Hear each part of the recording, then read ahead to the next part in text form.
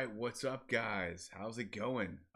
Welcome to the brand new tour. Excited to hang out with you guys. Actually, let me take off my Wi-Fi. I'm not sure why it was showing up. What's up, guys? How did you enjoy the vacation tour? I feel like it's been a long tour.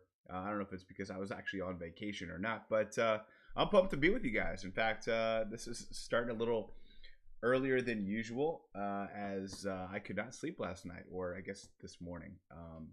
In fact, I think I woke up a couple times between midnight and 2, and then I just said, you know what? It's like 2 o'clock, 2:15. I wonder if I wonder if the gym's open. Maybe I can get a 2 hour gym session in before the stream, and then it doesn't open till 4 a.m. So I said, you know what? I'm gonna just kick off the stream early.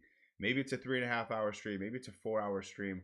I'm not entirely sure, but I'm pretty pumped to hang out with you guys again. For me, like I said, I could not sleep, so I'm kicking this off early. Let's see what happens. But hopefully, some of you guys pop in at some point in time between the 3.5 to 4 hours, depending on what time my kids get up. But yeah, let's just have some fun. What do you guys think about the vacation tour? Let me know if you guys can hear me well. I figured while I was waiting, I would set up this like little ninja chat. I had it up working before. Give me 1 second. I'll make sure it is all up and running. Let's see, extension, and copy the link. Let me pop it over here to the browser.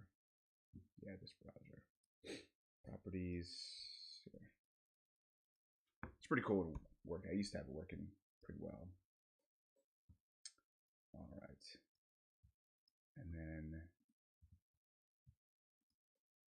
Tyler, what's going on, man? Happy 14 months. I see Godluck's out there. Eva Taco. Vacation tour ended with a nice birthday win from you and ranked. Congratulations, man. Paul's here for the whole thing. I love it, man. Awesome, dude. Well, good. We'll have some fun. We'll see what happens. I mean, I think if we get through all the new information, we'll work on some new lines. We'll work on maybe, who knows, maybe some multiplayer to get some of those precious stars, the grand stars, to unlock things. We'll see what happens, but I'm pretty pumped. I had this ninja chat working pretty well, and then all of a sudden OBS just shut down just pretty abruptly. So let me see if I can get this up and running. If not, not a big deal. We'll go back to the old style of old school. I see Alfie Dark Deadly. Good morning. I know for some people it's afternoon, evening, so whatever it is to you, happy to be here with you guys. Eva Taco already misses Squeaky Clean Sprint.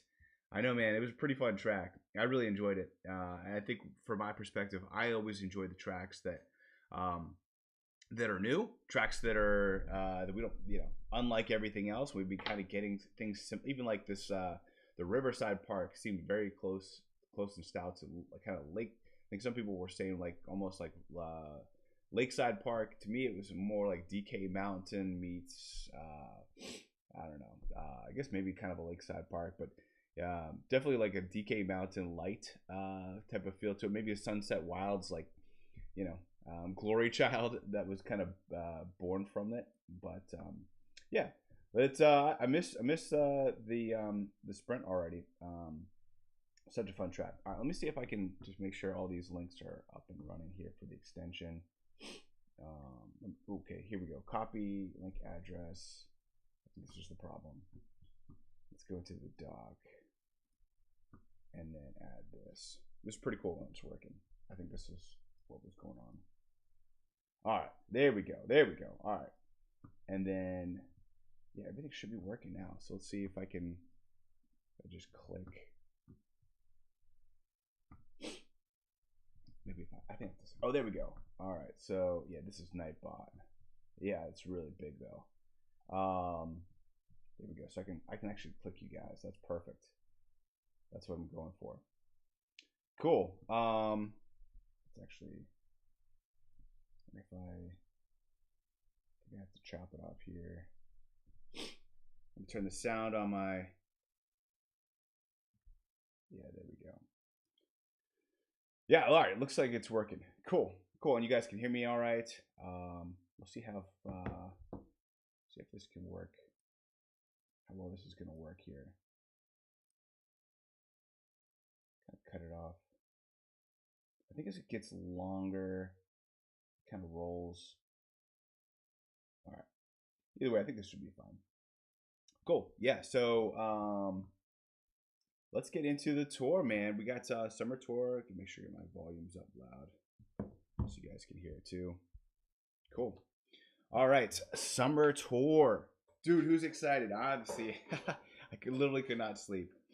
And here's the black suit Mario. We did have in our chat. We put out some votes to see who would predict our Mario and what skill he'd have. Let's see. The link not working to pop in. Don't see the Zoom link in Discord. Oh, I wonder if Zoom shut down too. Maybe Zoom and OBS shut down. All right, let me see what I can do. I want to get you in if we can, Tyler, or all of them. All right, cool. Let's do back to meeting. All right, interesting. Let's go see if I can copy the invite here. Copy invite. Pop over to one of our 100 browsers we got. Let's see. Discord. And let me pop up a new one. I'm not sure why. Oh, okay. Yeah, that was definitely not the working one. There we go. All right. Tyler, should be working now, buddy. Sorry about that. Be more funny. Went to movies that last 2 Tuesday nights instead of last 3-minute surge in the ranked. Missed top 3 both times. Dude, I'm sorry about that, man. Sometimes it doesn't pay to go to the movies, I guess. Paul says it would be great if you turned up your voice volume. Okay. So the volume, I have everything as loud as I possibly can. The only other thing I can do is turn my mic really close to me, which I think would help. If if Tyler jumps on, then you may not be able to hear better. Hey, what's going on, man? How are you doing? I'm good. I'll try to just talk louder and move my computer closer to me. How's it going, man? I'm doing good. It's been a while. How'd you enjoy the vacation tour? I loved it. Loved Squeaky Clean Sprint. Wish it came back. It was fun. We're definitely going to be missing it a little bit too. All right, cool. Sounds like everything. I think everything's working on the audio. All right, cool.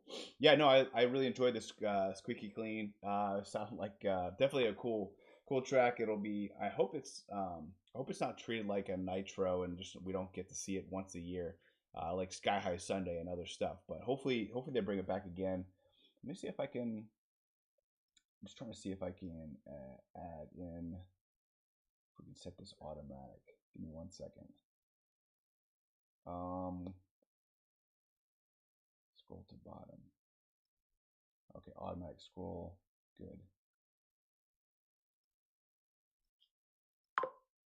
That's gonna alert. All right, cool. Should be all set then. Cool. Let's get into ranked. How'd you do in ranked?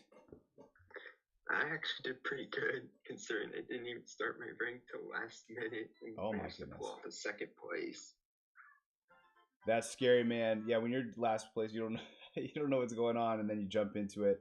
When all in on question block me took it to level 8, and that actually paid off because I found 20K. Dude, that's awesome. Yeah, it's certainly a great investment. Sucks that you get coins in exchange for winning him, but hey, you know that's the price of ranked. Cool, man. Congratulations. That's awesome. So what tier are you at? The past few tours I tiered down, so I'm like at 64 because I had brutal ranks the past 3 tours. Yeah, it's been a rough summer for some people, but at least you're climbing back up. Did you ever get to tier 80 at all? I got up to tier 72, and then I kind of decided to regress a little bit because just really competitive ranks. I feel you, man. That's kind of how it was. This was not a fun ranked week. This was pretty brutal for just some of the loadouts. as you can see, I'm using two super drivers, a super cart. It was definitely, I think, the Bangkok Rush 2RT and using Coinbox. I mean, you can see there, probably what 40% of my entire score came from that one track. Um, so that's hopefully most people invested there, and there's some pretty good investments between Mumu Offroader, a couple other carts, and the Question Block. Even had some. I think what Wiggler Me was up there. You had some others, Coinbox drivers as well. So definitely that was where most people made up their points. But yeah, it was a real tough track for Peach Circuit RT. Not a lot of actions. Squeaky clean sprint, a beautiful track, but not a plus skill driver. So left a lot of people kind of struggling. And I'm sure it was probably pretty savage out there for some players who were using some weird weird options and couldn't really make it up. But that's what happens when you put a Coinbox Me driver up as the prize. But glad you did well. Looks like I did well. Oh, I was going to show my friends. Boo. That stinks. I'm sorry. We'll jump right into the news then. The summertime celebration is coming to a close. Yeah, this was kind of a little lackluster summer celebration, but hopefully this last installment, makes up for it. Better rewards in the token shop. We do like that. Golden pipe. Let's see if I can. I do need to turn off Discord now that I've got everyone. Cool. Good. So we do have these high-end level boost tickets, which is nice. Those have been a little bit. I think we had them last tour, not the first tour of the celebration, which is kind of weird that they did it that way. We got Mario Golf Cap.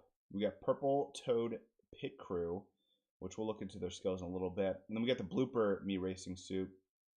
Cool.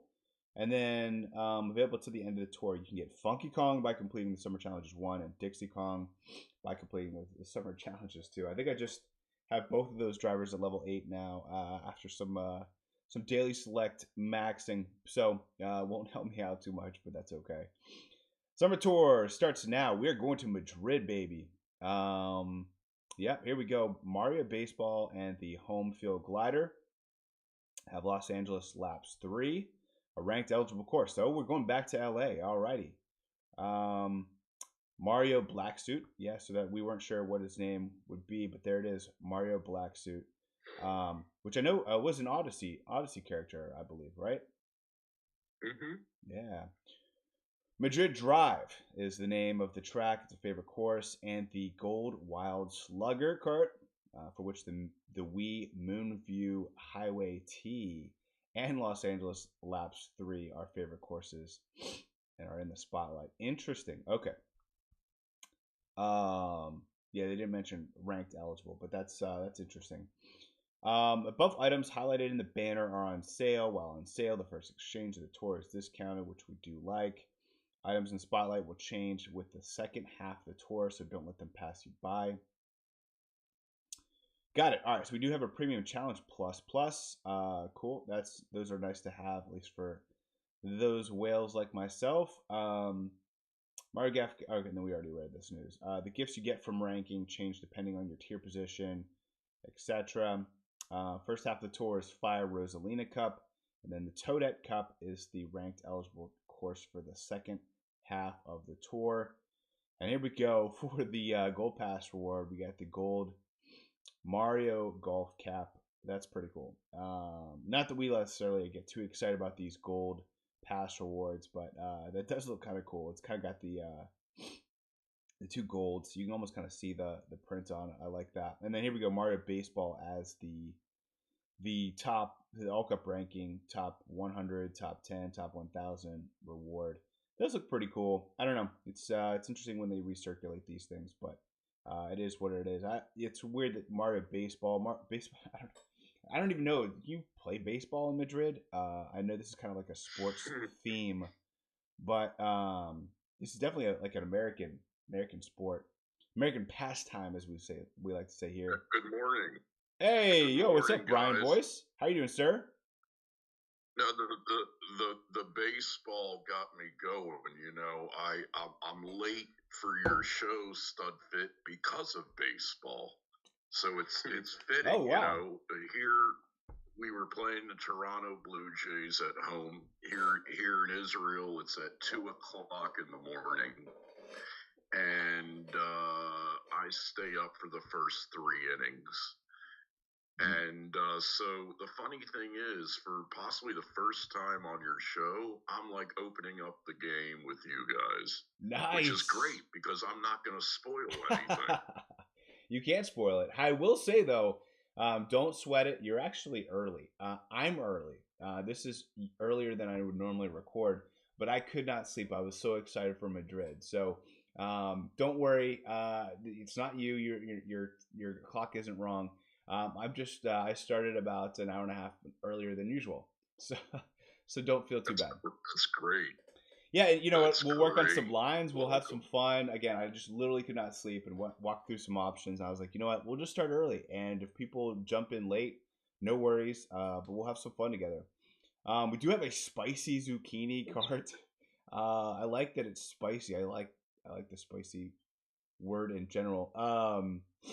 Dash Panel Plus. All right, so this is the first time I'm kind of seeing what tracks we have. Looks like we have Tokyo, Berlin, Moonview Highway, Madrid Drive, more Tokyo, Los Angeles, and so Moonview Highway is the only track I see here that's not a city track. I knew this was going to be kind of a city dominant track, but we weren't sure if there would be any non-city tracks incorporated in the tour. It does look like Moonview Highway. We'll see if there are more. But I like this spicy zucchini. I like the kind of the feel of the zucchini.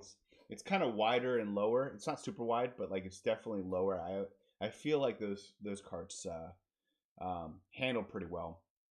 And then we have on the other side, we have this cleanup hitter, which I do not like the feel of it. Do not like the hitbox there. We do have the home field glider. And then here it is, the Mario Black suit. So let's jump over to Discord and see what tour predictions. So we had a lot of people vote on this skill. I think we had let's see what we got here. Let's jump over. There was a E Deedle had the toilet skill, a brand new skill, I guess, apparently. We did have 8 people vote for Lucky 7. We got Crazy, Jilly Beans, N2CJN, which is Brent, Spy2K, Davey, Hero of the Skies, Ronnie, Kanye East. We had 7 people vote for Coinbox, including Raker85, Alex4259, General Meow, Beer, Melody, Matt Ulrich, and Raz. We had 4 people vote for the Bob-omb Cannon, Dojaree, Wooloop, Todd Gilkey, and Frenzy Grind. Kind of already talked about that potential new skill for me, Deedle, the Crapper 10 pull maybe. This So Crazy believes it could be the Gigabomb. We had Issa for the Fire Icy Flower. We had Clovington for Giant Banana. And then Baba Tiganang with the Mushroom Cannon. All right, so without further ado, the brand new skill for Mario Black Suit from the Odyssey series. We have Mushroom Cannon. Okay, so that was kind of my thought process too. Congratulations, Bubba. You were the only person to get this right, and I can wipe a bead of sweat off my brow that we don't have Coinbox, which was like the ultimate fear. How do you guys feel about Mario Black Suit? Definitely not picking him up, dude. Especially now that they fixed all the battle mode stuff. So just looking at some of the tracks it gets. Definitely got some Madrid Drive. It looks like it's got the regular and the T to start.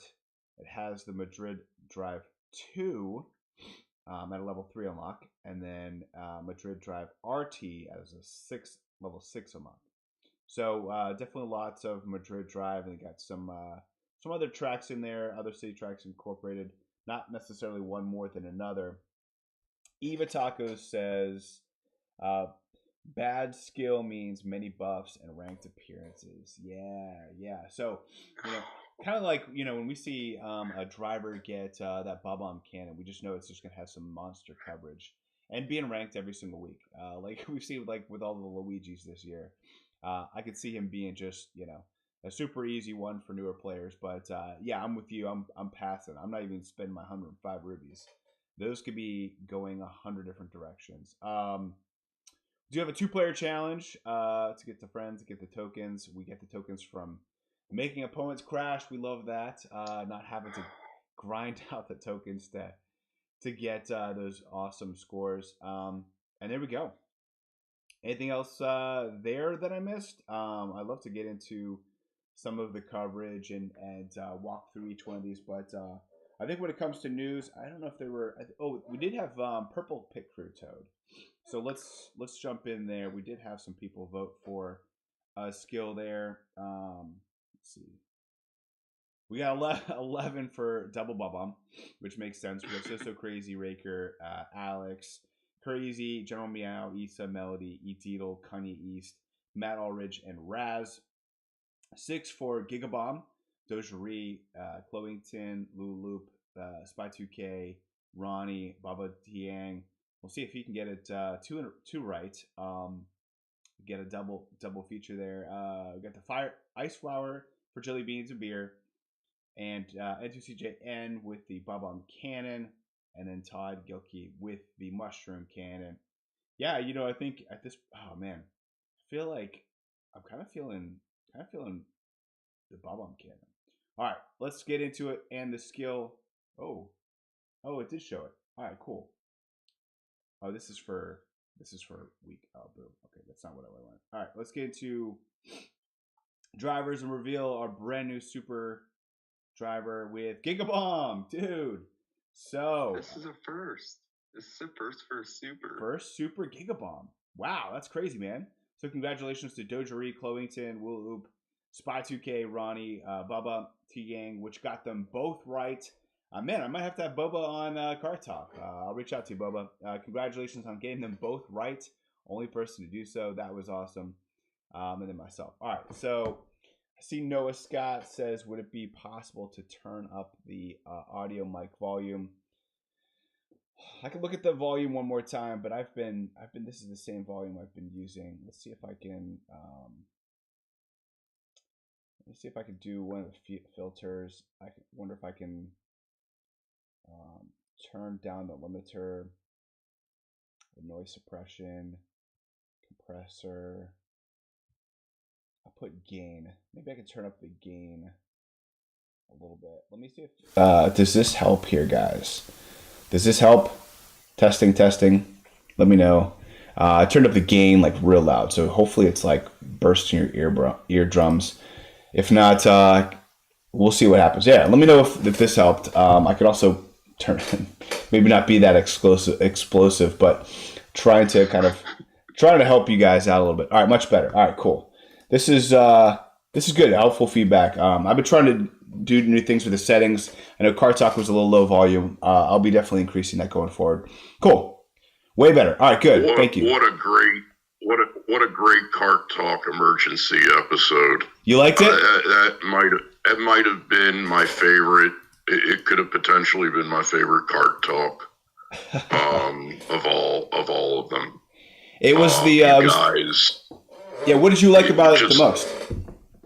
You guys just nailed some different, from everything from, what could come of the game to like the different ideas of the things that can happen in the game. And I'm on the same page mainly with you, Studfit, that what I would want the most would for it to still have at least an online aspect of a similar live ranking system versus that offline console, that if anything, that if it continues, hopefully we have the game for a lot longer.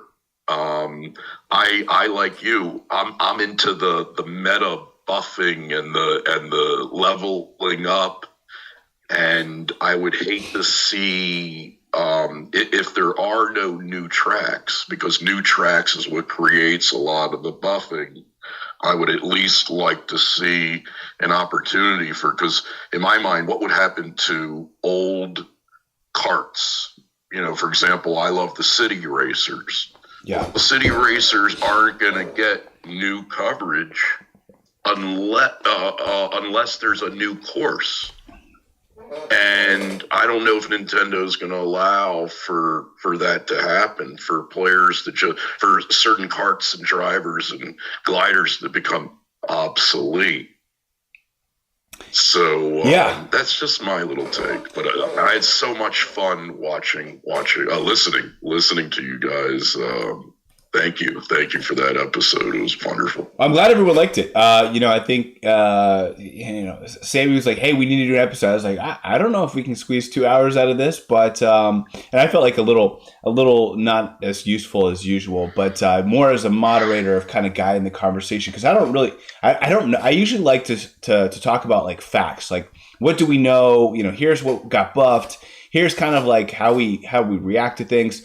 But, speculation is not always my forte. So I'm glad we just had a lot of good speculators on there and we could kind of engage with each other. It was the most watched Kart episode of the year. So the viewers showed us that they really enjoyed it. Hopefully, I know the audio was a little low on that too, which I'm going to be switching platforms to this Ninja, this Audio Ninja thing. So anyway, I'm still working on things. I'm still not the best YouTuber in the world, but it's still a work in progress.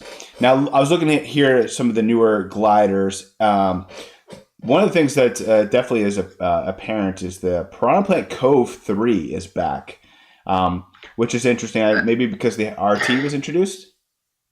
I have no clue why that's back, especially if this is a city tour except for Moonview Highway. Right, so we have one nitro. We're still considering a nitro. One nitro, one regular track, and then a bunch of cities. Is that the general? Maybe I should look at that too. But we do have. I just was kind of looking at this Luigi Golf Cap, the Bob-on Plus for Luigi Cap, and then the Coin Plus for the Gold Mario Cap, the Gold Pass reward. See if any of these tracks. All right, so let's kind of look at some of the track. So for ranked, we have Madrid Drive, Moonview Highway, and Los Angeles Laps 3. Week 2, we got Berlin Byways, our Balloon Battle. Oh my gosh. Oh my gosh. Balloon Battle, a brand new. This is a new one. This is a Madrid battle track. Oh. Right? Or is this Paris? I think Paris. Paris, you're right. Paris. This is a Paris battle track. The one. In ranked, we have battle and ranked? We have battle and ranked week 2. Wow. Yeah. They brought it back. And it's the glitchiest of them all. Like, they could have brought it back like New York Mint or something, but yeah, this is the one that had all those dumb glitches. So that's the first thing that comes.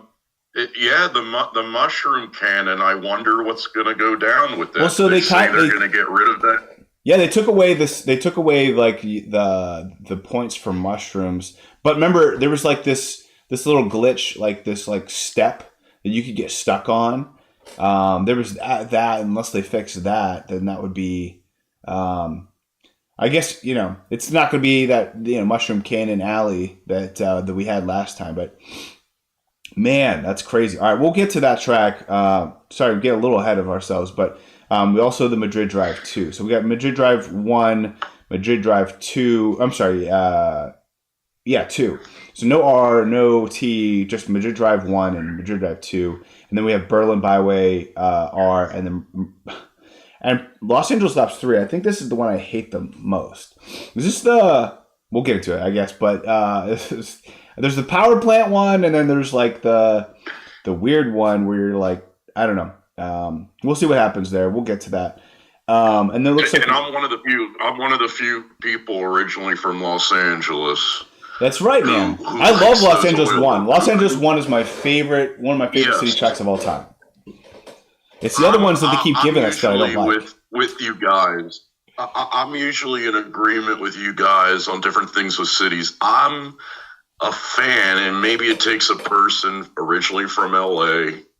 I'm into the oil rigs. I find those kind of oil fields to be sort of a nostalgic thing that these fields, they truly do exist, like in the suburbs, outside the city, and as well, if you're like a fan of these shows like 24, they would notoriously take people out into these oil rigs and the mafioso moments, out there. That's where quiet, it's just, but perhaps you have to originally be from LA. It's a certain feel. And so I'll be one of just a few people who likes those stupid oil rigs. All right, man. Well, it looks like we are avoiding the oil rigs this time because this is that is on LA Laps 2. This is LA Laps 3. So I think this is one where we're flying over the baseball stadium. Obviously, makes sense. The baseball tour. That makes sense. Yeah, that makes sense. It makes a lot of sense, actually. The baseball stadium one. That's you like the baseball? Favorite. Oh, nice. Yeah, well, you'll be happy. That one's pretty good. We've seen it in ranked probably like 3 or 4 times since its release. I feel like that one's came back quite a lot this year. I definitely feel like I'm trying to remember if it was the reverse though. It was the one where we're flying from up to the building. We definitely had that in ranked over the last 12 months. But anyway, all right, we'll get to that here in a second. But then we have Tokyo Blur, Paris Promenade. You just were in Paris, but this is 3. 3 was not in last tour, right? Nope. At the Moonview Highway, which is a fun track. It's a nice. I think I'll be looking forward to that one. Here we got Berlin Byways. I'm not a big Berlin fan. I'm sorry for those that I'm offending, but I don't know. I'm not a big fan of those tracks. I love that track. Sorry, Carlos. Tokyo Blur, a lot of people don't like as well because they're just so short. I'm not a big fan of the original one. I mean, the original one, it gives me some nostalgic vibes already, which is cool. But it's really short. There's not like a lot of options to get high. And then for Balloon Battle, looks like we got the second one, Balloon Battle 2, whatever it's called, Battle Course 1. That's what I should call it. And that's all I can see. All right, so we'll get into ranked here in a second. Even Taco says, I got to say right now, looking at this tour's tracks, I think it's safe to assume what tracks we'll be getting for the anniversary tour. Probably whatever's left, I guess, from Process of Elimination. Godluck says, Mario Black Suit is a bad Mario musician. They look so similar. Yeah, it's pretty odd looking that way. All right, well, let's get into his track. Let's get into Madrid Drive and check out our loadout. So for Madrid Drive, we have, all right. So we had a lot of plus skills. I can see right off the bat for the Mii's, we have at least Santa and Morton. But then right next to it, I can see Gold Luigi Knight and then Sparta Kong. So we have, just right off the bat, 4 different plus skills. And then we have Rosalina Chef. We have Waluigi Vampire. We got the Spike Me. Not Spike Me. What's that called? It's Pokemee. And then, what is this one? Oh, this is the brand new orange. Yes, we'll have to get him with triple bananas. We knew that. He's starting out with 8 tracks. And then here we go, Mario Black Suit, which we already knew his skills. So when it comes to plus skills, you got 4 options, 2 of which are Mii's.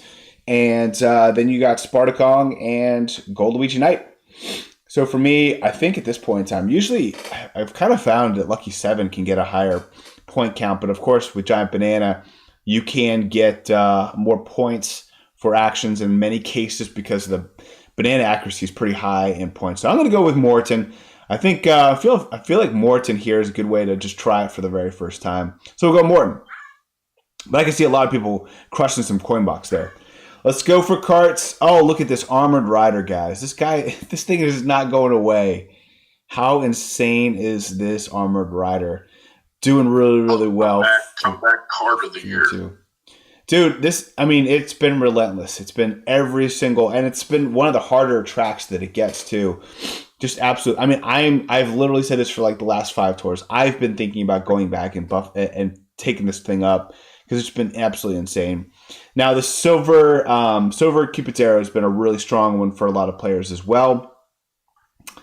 Yes, it's doing very good, I feel. Wow, this is a really thin top shelf. The Chain Chomp Chariot looks awesome. I haven't gotten the vibe that a lot of people have invested in it. It's been okay since its release. Decent hitbox, but this Armored Rider and Silver Cupid Zero are definitely kind of that one tier, and then it's like really up to you on that second tier. I think actually getting this spicy zucchini might be a decent option for those who don't have anything else here. I think Armored Rider is probably the safest investment, but Silver Cupid Zero is still on the rise, and a lot of people like to go, all things equal, go with the newer cart. But man, this Armored Rider is insane. Even Texas can't call something a bad Mario musician when he's the worst one. Yes, good point. As in looks. Taco, the difference between the success of the Armored Rider versus Warrior Wagon is the battle track tax that later has. So the Warrior Wagon has. Yeah, I still think Armored Rider is by far the better of the two. But yeah, it's one tier and that's it. I mean, the rest is just speculation, or kind of like if you got something. Like there was a while there where this Strawberry Soft Swerve was doing pretty well. It's okay. And then this the White Fast Frank was doing all right back 2 years ago. So overall, I mean, you have to remember though, this is also a city track, so a lot of people may not want to invest in something that has like just for this one track. But I think Armored Rider and Silver Cupid Zero are the safest. I mean, it's gonna be tough for me. Look at me, I'm like rolling with a level 3 Kart, which doesn't happen very often. But I'll go on Armored Rider in just to kind of pay some homage to this guy that's crushing it this year. Armored Rider comeback Kart of the year, absolutely insane. Strawberry Swerve coming in clutch for me again. Yeah, it's a good Kart, definitely doing really well. Fire Zucchini looks pretty awesome. I agree, Brian. Cool. For gliders, all right, tropical balloons. I mean, this is kind of been having quite a comeback as well. I kind of threw my little stud Ruby logo on it like 3 or 4 tours ago, just like just to kind of throw some love. But it's come in. It's been ranked the last 3 tours at least, maybe even 4. Flying Flappers, the new sail with the dolphin on it. I want to make sure I start learning its name. Dolphin Great Sail makes sense. Green Emblem. Shout out to the GSG, the Green Sprout Gang. Some other gliders. No paper. Nabbit oil paper used to be pretty good back in the day. And then Fuzzy Kite has been coming in. It's been kind of a slow burn for the Fuzzy Kite. Yeah, I think for most people, I think top tier is the tropical balloons, and then I think tier 2. I don't know. Probably Fuzzy Kite. And then probably tier 3 is maybe this vanilla chocolate balloons alongside maybe the Green Emblem. Green Emblem has been coming up here recently. That's kind of how I feel. Man, this is like how it was back in the day when we got new city tracks and the coverage was just so obscure. But here we go. I mean, I might throw some tickets on this Armored Rider. It's just so bonkers. Let's try it. Let's get into Madrid. How pumped you guys? Have any of you guys visited Madrid? What do you think about the city?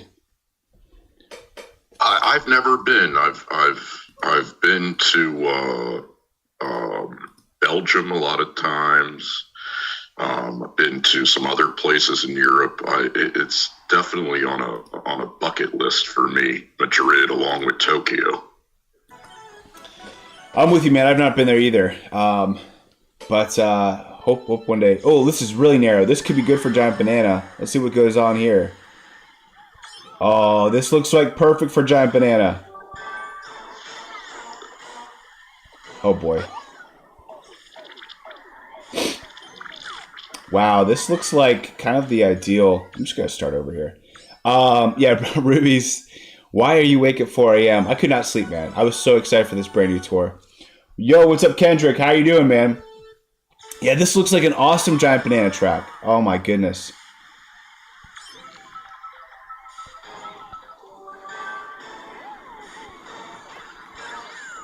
Oh, I thought I was still going to have the green shell there. Yeah, I can see just blowing up some people. What's up, Giant Banana here, guys? Oh my gosh. Here we go.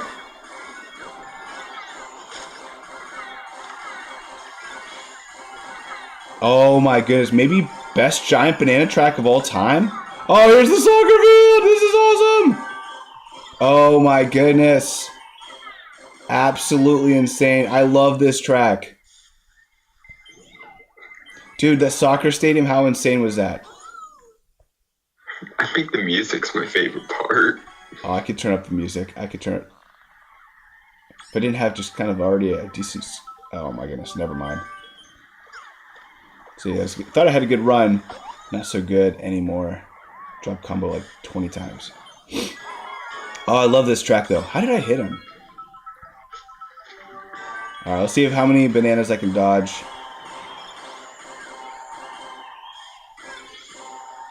Oh! Got lucky there. Oh, let's explore the stadium. Alright, so can I hit these things? I can go all the way over here. Wow. Great little giant banana spot there. Oh, dude. This track is so awesome, especially for giant banana. Oh, goodness. 9.5. I give that track 9.5. I love the narrow. Maybe give it a 9. Because I like it for giant banana, but I'm trying to think for Lucky 7 that could be a little more difficult for other skills. I'm trying to think. That's a pretty good track for Gold Luigi Knight, having that coin box there. I can see that going really well. Spartacon. For Boombox. Yeah, I was gonna say Spartacon. We'll have to do. Awesome. Glad you're doing well, Kendrick, man. Goombas in the shoes. Yeah, what was up with that? So weird. That was a lot of fun. Yeah, I want to kind of look to see who was on that second shelf. Oh, they're gonna show me some dumb things I get. Which actually worth looking to see here. We got the Premium Challenge plus. It's been a while since we've had that the Premium Gold challenges. So we do get extra cart and cart ticket, cart cap. Yeah, I am so happy that finally, some of these baseball items. A lot of people went in on that gold baseball glider. It's nice to see it get some credit years later. Yeah, it's been a while, but I do see Robert. Robert's in my ranked. Good friend in ER, but other than that, it seems pretty. I don't knock. Maybe I should knock on wood, but it doesn't look like a super competitive ranked for me. Which isn't out of the norm here recently. Overall, though, I want to see once because nobody can compete with you stuff. No, I just think that they don't give whales as hard of a competition for whatever reason. Maybe it's just like a kind of patting us on the back for contributing to the finances of the game. But looking at Spartacon, trying to see what kind of coin boxers are on that second shelf. It does look like Rosalina swimwear. And a lot of Mii's, obviously, because it's the first track in the cup. Yeah, a lot of scrolling. They're all moved from that bottom shelf to the middle shelf. Yeah, it just looks like Rosalina swimwear for the non-Mii's. Okay, so you Tyler, you think that this is a good boomboxing course? I think, especially in that soccer fields section with the soccer balls, you can also get coins. So I think that alone could be the area. Yeah, no, I would agree with that. I would agree with that. The hard part is you got to wait till, item box 2 to get the boomerang. To get, but I can see, if you get points for hitting those soccer balls and the Goombas and the shoes or whatever, I can see that racking up. But I see this is like probably the best giant banana track I've ever seen in the game, to be honest with you. That seems pretty ridiculous. You get coins for hitting the soccer balls. I actually tried that out. No way, you get coins, like coin spit out? Yeah, so like just normal coins, and if you get the coin, it collects his points. Awesome, man. Well, I'm gonna go back into this track. This is a fun track. I got plenty of time, so we'll go one more time. I'm gonna run into him and see what happens. I want to see if I hit a Goomba, like what kind of points show up as well. I just love this track. This is awesome. And I might have to go into this Armored Rider, man. This is absolutely insane. Talking about people that are insane. What's that crazy? Great for the coin box. What's that?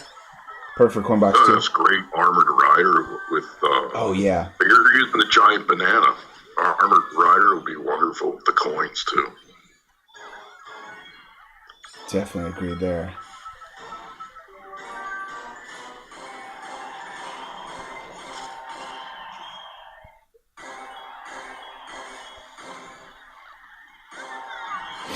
See if I can hit one of these soccer balls.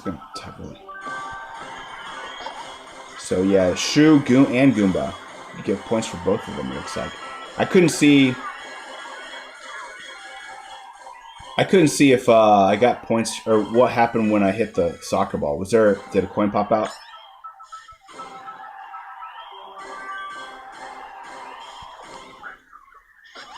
Dude, that Goomba is super annoying. He's like right in smack dab in the middle of the street. Impressive, shout out to the devs, the programmers for coming up with this new sort of unique sort of ride onto a sports stadium, onto the turf with an interesting angle. We've seen sort of, with the baseball, we just kind of flew over it. This is really neat. They did something a little original. They did, man. What's up, Crazy? Hopefully you're doing well. I want Goomba party time. Yeah, let's get some Goomba action. Love that.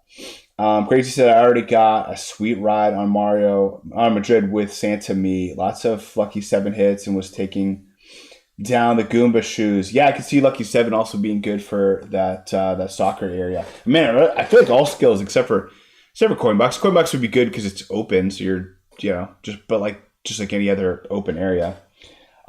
Crazy got 184 with Lucky 7. That's awesome. I have to check.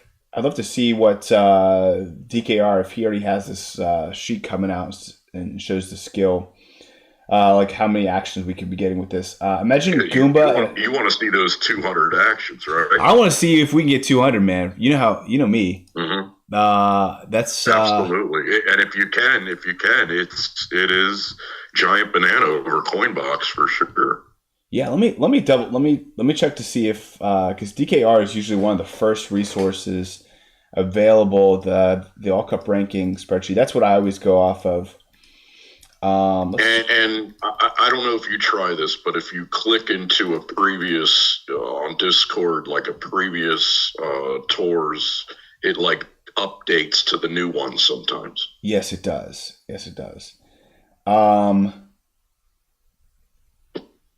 Yeah, let's see, bot resources. Okay, so nothing. Shout out to DKR. It's my favorite resource in the entire game, with all due respect to all the other wonderful resources and sheets and things. It just, the difference of my rank now versus a couple years back, where it lets you know where you want to be. No guessing games. Just an amazing sheet. I'm with you, man. There's some great resources, but yeah, that's the one I religiously use every single tour. Let me see if I just clicked the link and still on vacation, so it's not updated yet. Not a big deal. It's still early, extremely early, in fact. Like how are you up, Crazy? You're like a West Coast Mountain Time or whatever, so you're like 2 hours behind me. It was like 2 a.m. for you. Imagine Goomba in a stylish shoe with long hair and glittering like Party Time Pauline and stylish clothes. God, that is an image to imagine. Cool. Chloe Tan says Peachette got her first buff in 3 years. I wonder if so did Peachette get a buff or did she get a cup boost? She finally got a buff. Did she get a buff? That's amazing. Crazy said, I don't think 200 is possible with Lucky 7 or Giant Banana. You would need Coinbox or Boombox, though. Yeah, I'm with you there. Yo, what's up, Puffton? How are you doing? Hopefully you're doing well. Good morning. Yeah, we're up a little earlier than usual.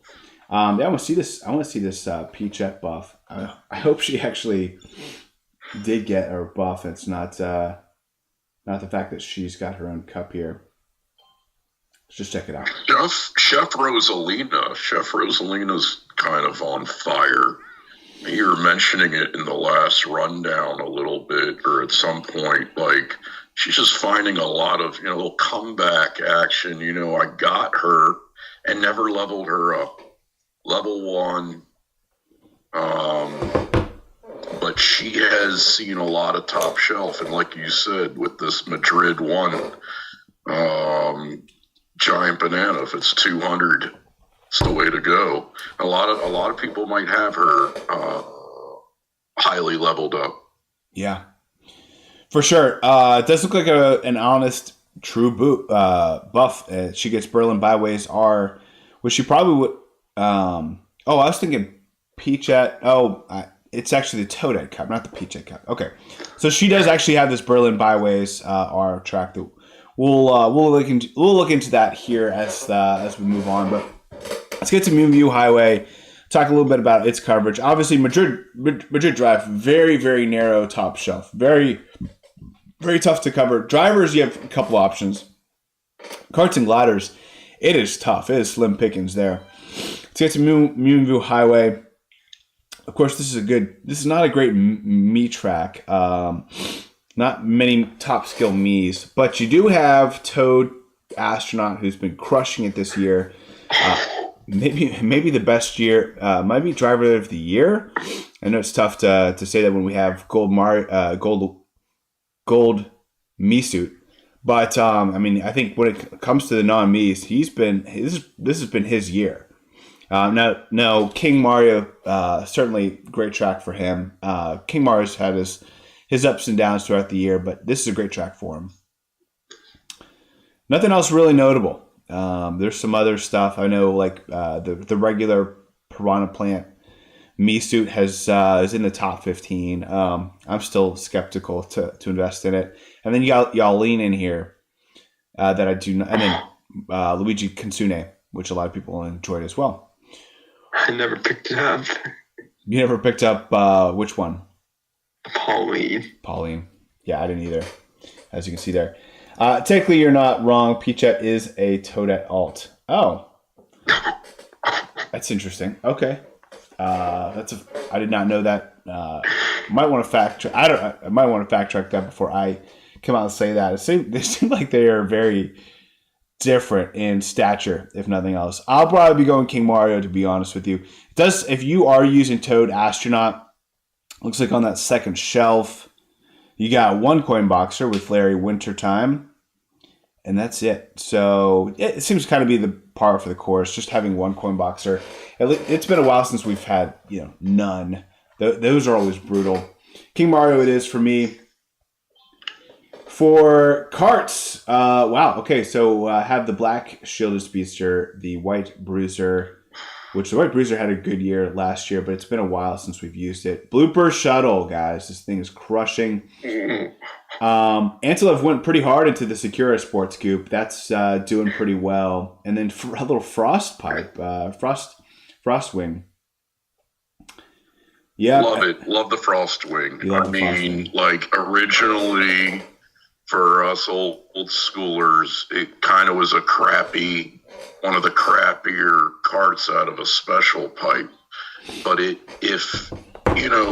I'm Gold Pass only pretty much. I don't have necessarily all the biggest carts. I don't have Armored Rider. I don't have the Jumbo Jet yet, which looks like to me it's doing pretty good in this tour so far.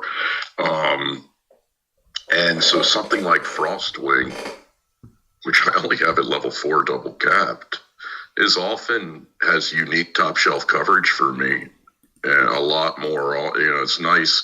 It's like a bonus when these old things for us old schoolers come up. It's you just don't have to use your tickets. It's wonderful. Yeah, I will say for those day one players, they're definitely benefiting from this the Frostwing. But there's some decent cards here. I think Blooper Shuttle is probably at this point in time. Blooper Shuttle is in its own tier 1, and then kind of tier 2. You have I'd probably put the Sakura Sports Coupe, the Jumbo Jetter even in there. And then I think Red Comet was in the top 15 last tour. Even White Bruiser was a great one from last year that still probably has some pretty good coverage. I would probably, though, just to make it clear, probably Blooper Shuttle Tier 1, Tier 2 Secura Sports Coupe, Jumbo Jetter, and then that's probably it. And then Tier 3, I'd probably put the You're white. You're not putting Black Shielded Speedster on top tier? No, I'm not. Not yet. No, I'm unbiased, man. Okay, you're wisely not including like future ceiling potential. That's what I see in it. Yeah, that. Yeah, the way I see it is the Black Shield Speedster is still too new for me to just say that this is a top 10, top 15 kart.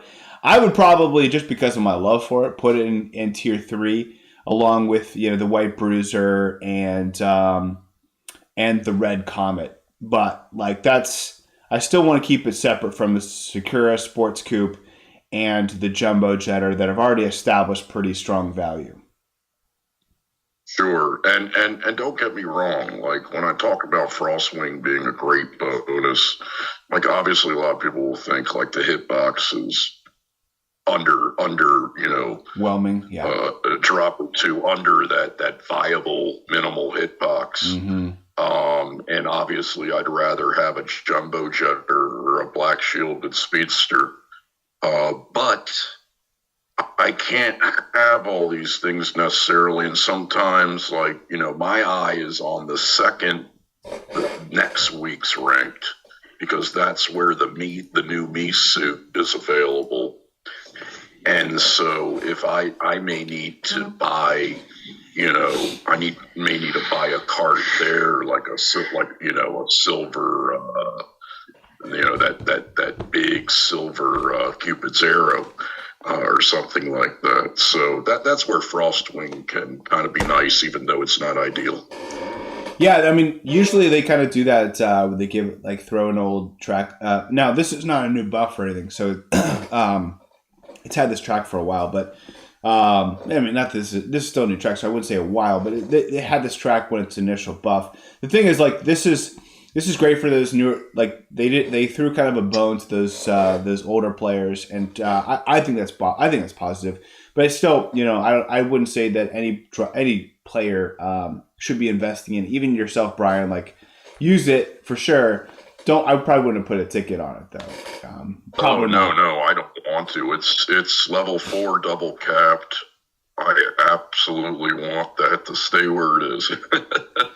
I'm with you, man. I'm going to be using Black Shield Speedster for obvious reasons, though. Let's go to gliders. Wonderful Diamond is the first thing that jumps out. It's one of the best gliders in the game already. Rich get richer in this case. With the smiley, some people like the smiley, which is okay. Now, this 8-bit super glider, I might actually have to buy this thing. This thing has been absolutely crushing it lately, and it looks pretty boring. But it's doing really, really well. And then this fun one, the Jelly Shoot, definitely a cool one too. For this one, it's pretty obvious. Tier 1, you got the Wonderful Diamond and the 8-bit Super Glider. That's a pretty clear Tier 1. And then, Tier 2, I'd probably put the green Cat Parafoil and the Smiley Glider. And that's probably it. And then the rest is kind of up to you, man. This is tough for me. As you can see, I'm rolling with a level 3 glider. Nintendo doesn't do this very often to me, but here we go. I have, it looks like in week 1 where I'm using a level 3 kart and a level 3 glider. Let's get into Moonview Highway T. This actually might be a better boomerang track than Coinbox, but I don't know. I'm still going to use Coinbox if I can. If I can use all things equal, I'm going to use Coinbox if I can. Just because, I don't want to be boomboxing any more than I have to. And with PD Piranha Me and Larry Me as maxed out characters, that's where my boomboxing time is going to be spent. All right, I'm going to start this over. Like you said, Wonderful Diamonds, just unbelievable. It's pretty nuts. I hear what you're saying with the 8-bit Super. And I think this red red checkered. I know me and you, we're not into those checkered gliders much. They're kind of dull. But it's getting a lot of coverage. But I gotta say, this wonderful diamond, I think it has the chance to potentially eclipse Black Great Sale, what Black Great Sale was at one point, and what 8-bit one-up glider was at one point. I think it has the ceiling to be even better than those. I'm with you, man. It's had a great year. Between that and the Garnet, they both have been. It's almost kind of wish that they weren't both doing well, because then we could probably appreciate how amazing this wonderful diamond has had of a year. But yeah, you're right. Maybe I can see it certainly eclipsing some of the prestige that these other guys have built over the last 2 years. Crazy.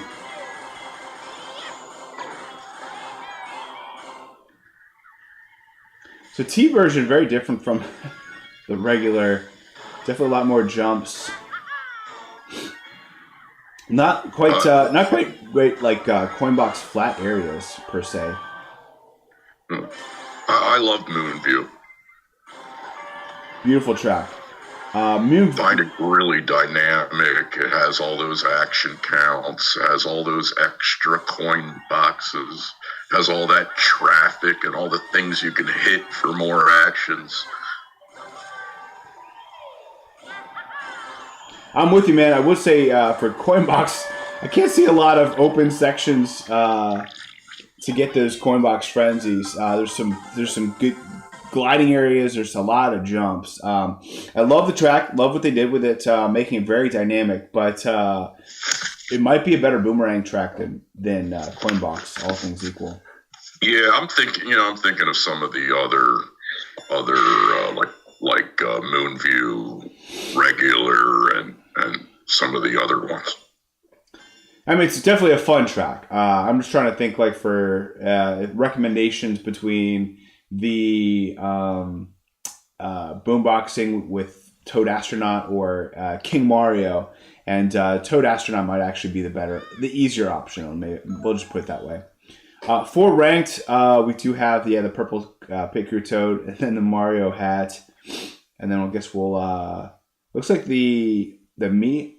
I think we'll have to take a look. Give me a second. So a lot of things on sale, a lot of older stuff, and then we got the Mario, the Gold Slugger. Here we go for the orange. So the orange is 70 rubies. Don't have enough quite yet. Kind of walk through. I'll see if Sam78IT / a turtle dude have the toolbox up and running yet. But for the other Miis that are available, you can get Morton, which is smart pickup there. We also got the Donkey Kong Mii. He's back as well. Pretty fun one. And then we kind of saw the token shop, some extra stuff, some extra fun stuff there. Nothing in my daily selects. A little womp there for myself.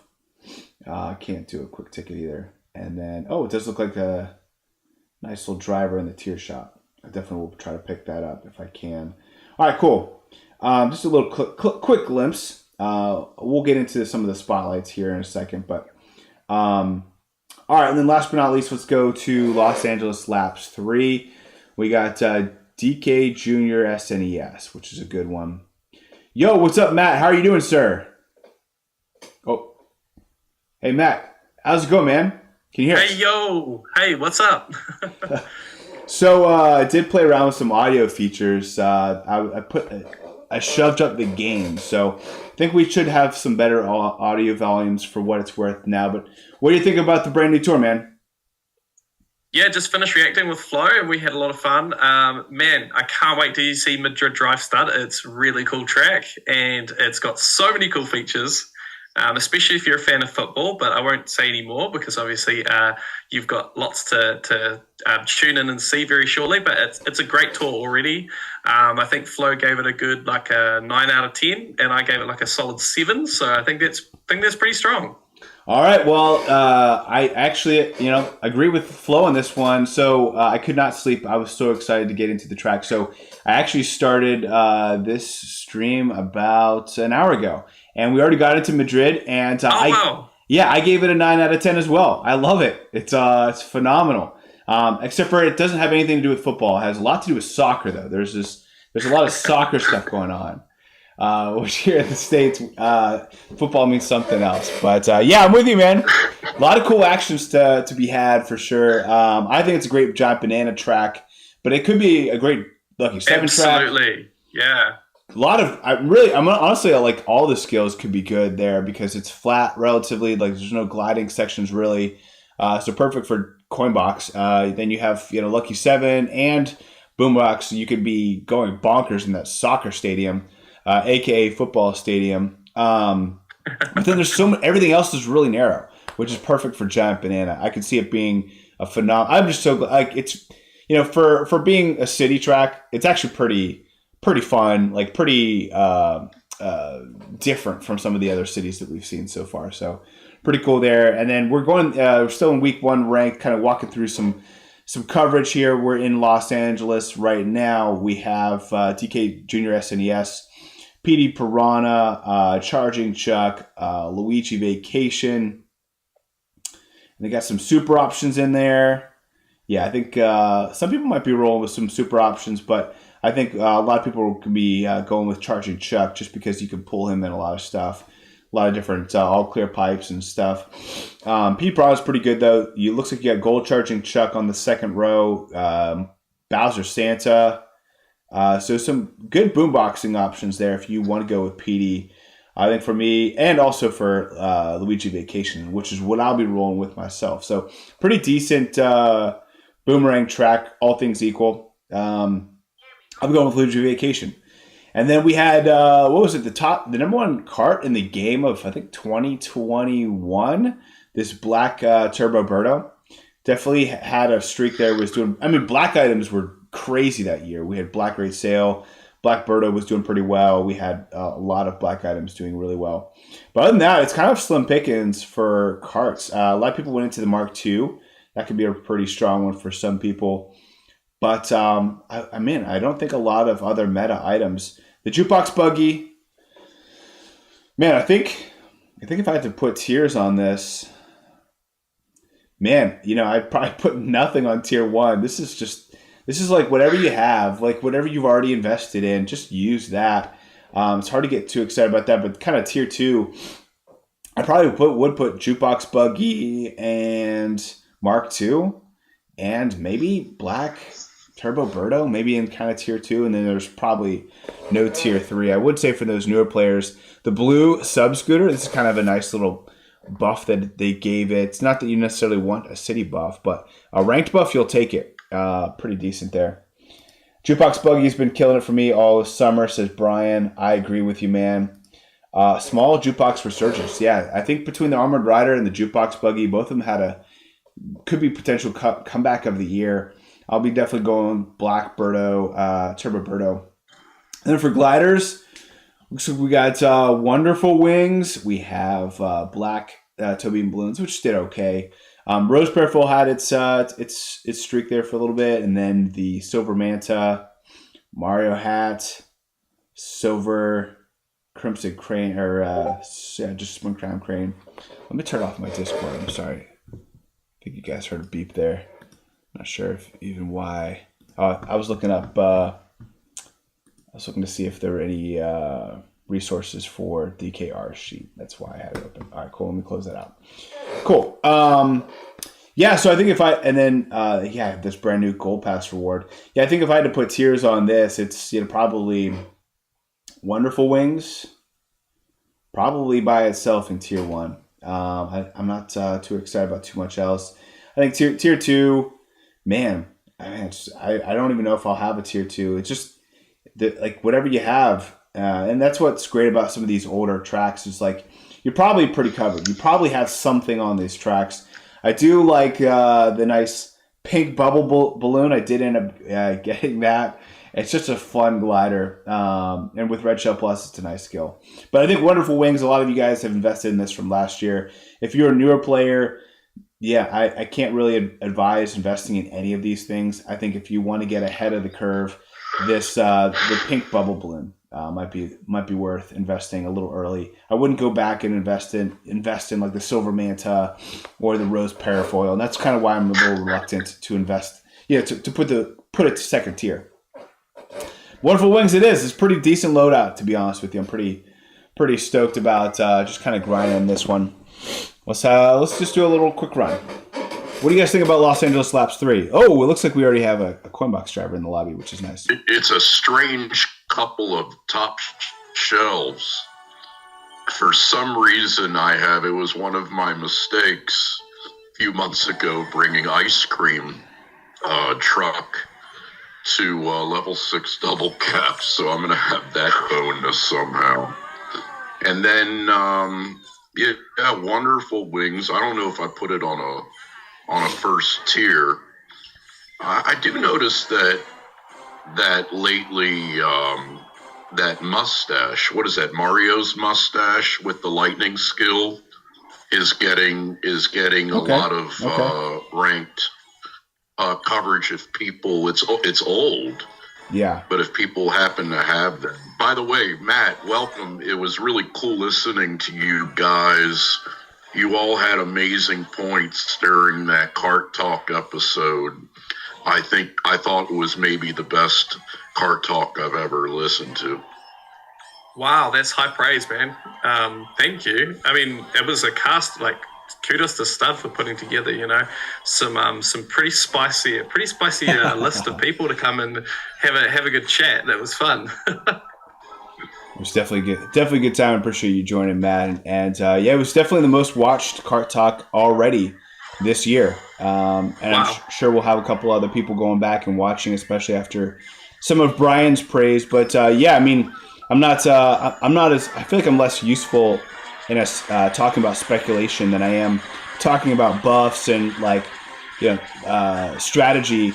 But everyone else did a phenomenal job. I kind of did more moderation, but it was definitely a great group and glad it all worked out. I thought it was a lot of fun, if nothing else. A lot of people go and charge and check on this one. Sammy's got enough to say for the rest of us put together, I think, and he deserves the floor because he's the man. He always knows. He's got so many great ideas. So I think it was really cool just getting together and talking about the future of the game and what we've got to look forward to. So it was a really positive message. That was my takeaway from it. I went in thinking I was a little bit out of the loop because I've been avoiding the data mining. I went in thinking what is going on? What is happening? Why is Stud calling this emergency episode? And then I came out going, this is positive. This is good vibes.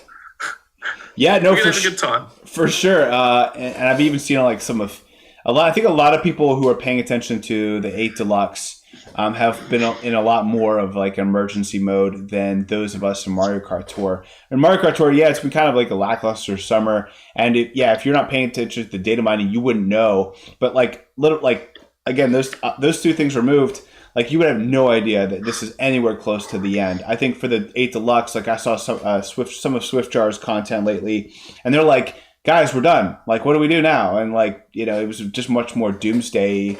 And I think Sammy's been much more in tune with 8 Deluxe crowd, to his credit. And honestly, I wish I could do more videos for that because I know there's a bigger pool of Mario Kart fans there. But no, if you didn't watch, I think some of the takeaways were that this game's not going anywhere for a while. Certainly we have this Ruby reward for tier 99 that will go on if nothing else for the next 6 months or so. Just again, bare minimum. And that's for even whales to get all maxed out. But then you have again newer players who that just seems like such a faraway dream that they have to kind of keep it going for them, if nothing else. Two, we need something new, and it needs to be kind of from left field, something introduced to the game. I think that the anniversary would be a great time to introduce that. Some kind of new feature. Someone was even bringing up like capture the flag being in a past Mario Kart tour or Mario Kart game. And I was like, you know what? Maybe that's it. Maybe it's capture the flag or something like that, like something new, a new feature in the game to be introduced. And that came up in a conversation. I was like, I need to bring that up somewhere. But again, has to be. I think we're thinking more like a new resource, not just like taking something to level 9 or a 5th cap level. It has to be something brand new. We've kind of talked about some of those options. So those are kind of, I'd highly recommend going back and watching that episode. But those were some of the takeaways. So Eva Taco says, do you mean shiny runners? I'm not sure what that means. Is that having to do with the capture the flag? Cool.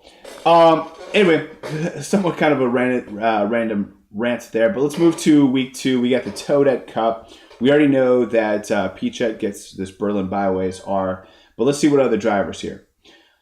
Wiggler Me, right off the bat here, we see a double feature here from Charging Chuck. You got Toad Tourist in there. So good. I'm using Charging Chuck twice, which is never the case, so I was stoked about that. Very stoked about that, which kind of makes sense in this sports theme tour that we have here. I almost kind of wish maybe it's why they call it a summer tour, because summer's a good time for at least for to be outside and play sports. Now I know. See, that was my point about that on Kart Talk. Like, why not call this like the sports tour? Yeah. Or like the football tour, or like something interesting other than summer tour. We know it's summer. Like, well, not for you. Give us something interesting. Yeah, no. Yeah. We know it's summer. Stop making me jealous, Northern Hemisphere. It's summer for everyone but you, who is in New Zealand. I'm with you there. We got the Nabbit Me suit, some other Me suits as well. Gold Yoshi Gold something's in there as well, man. Chef Luigi, he's had a pretty good year as well. And double feature for Kitsune. Let's go.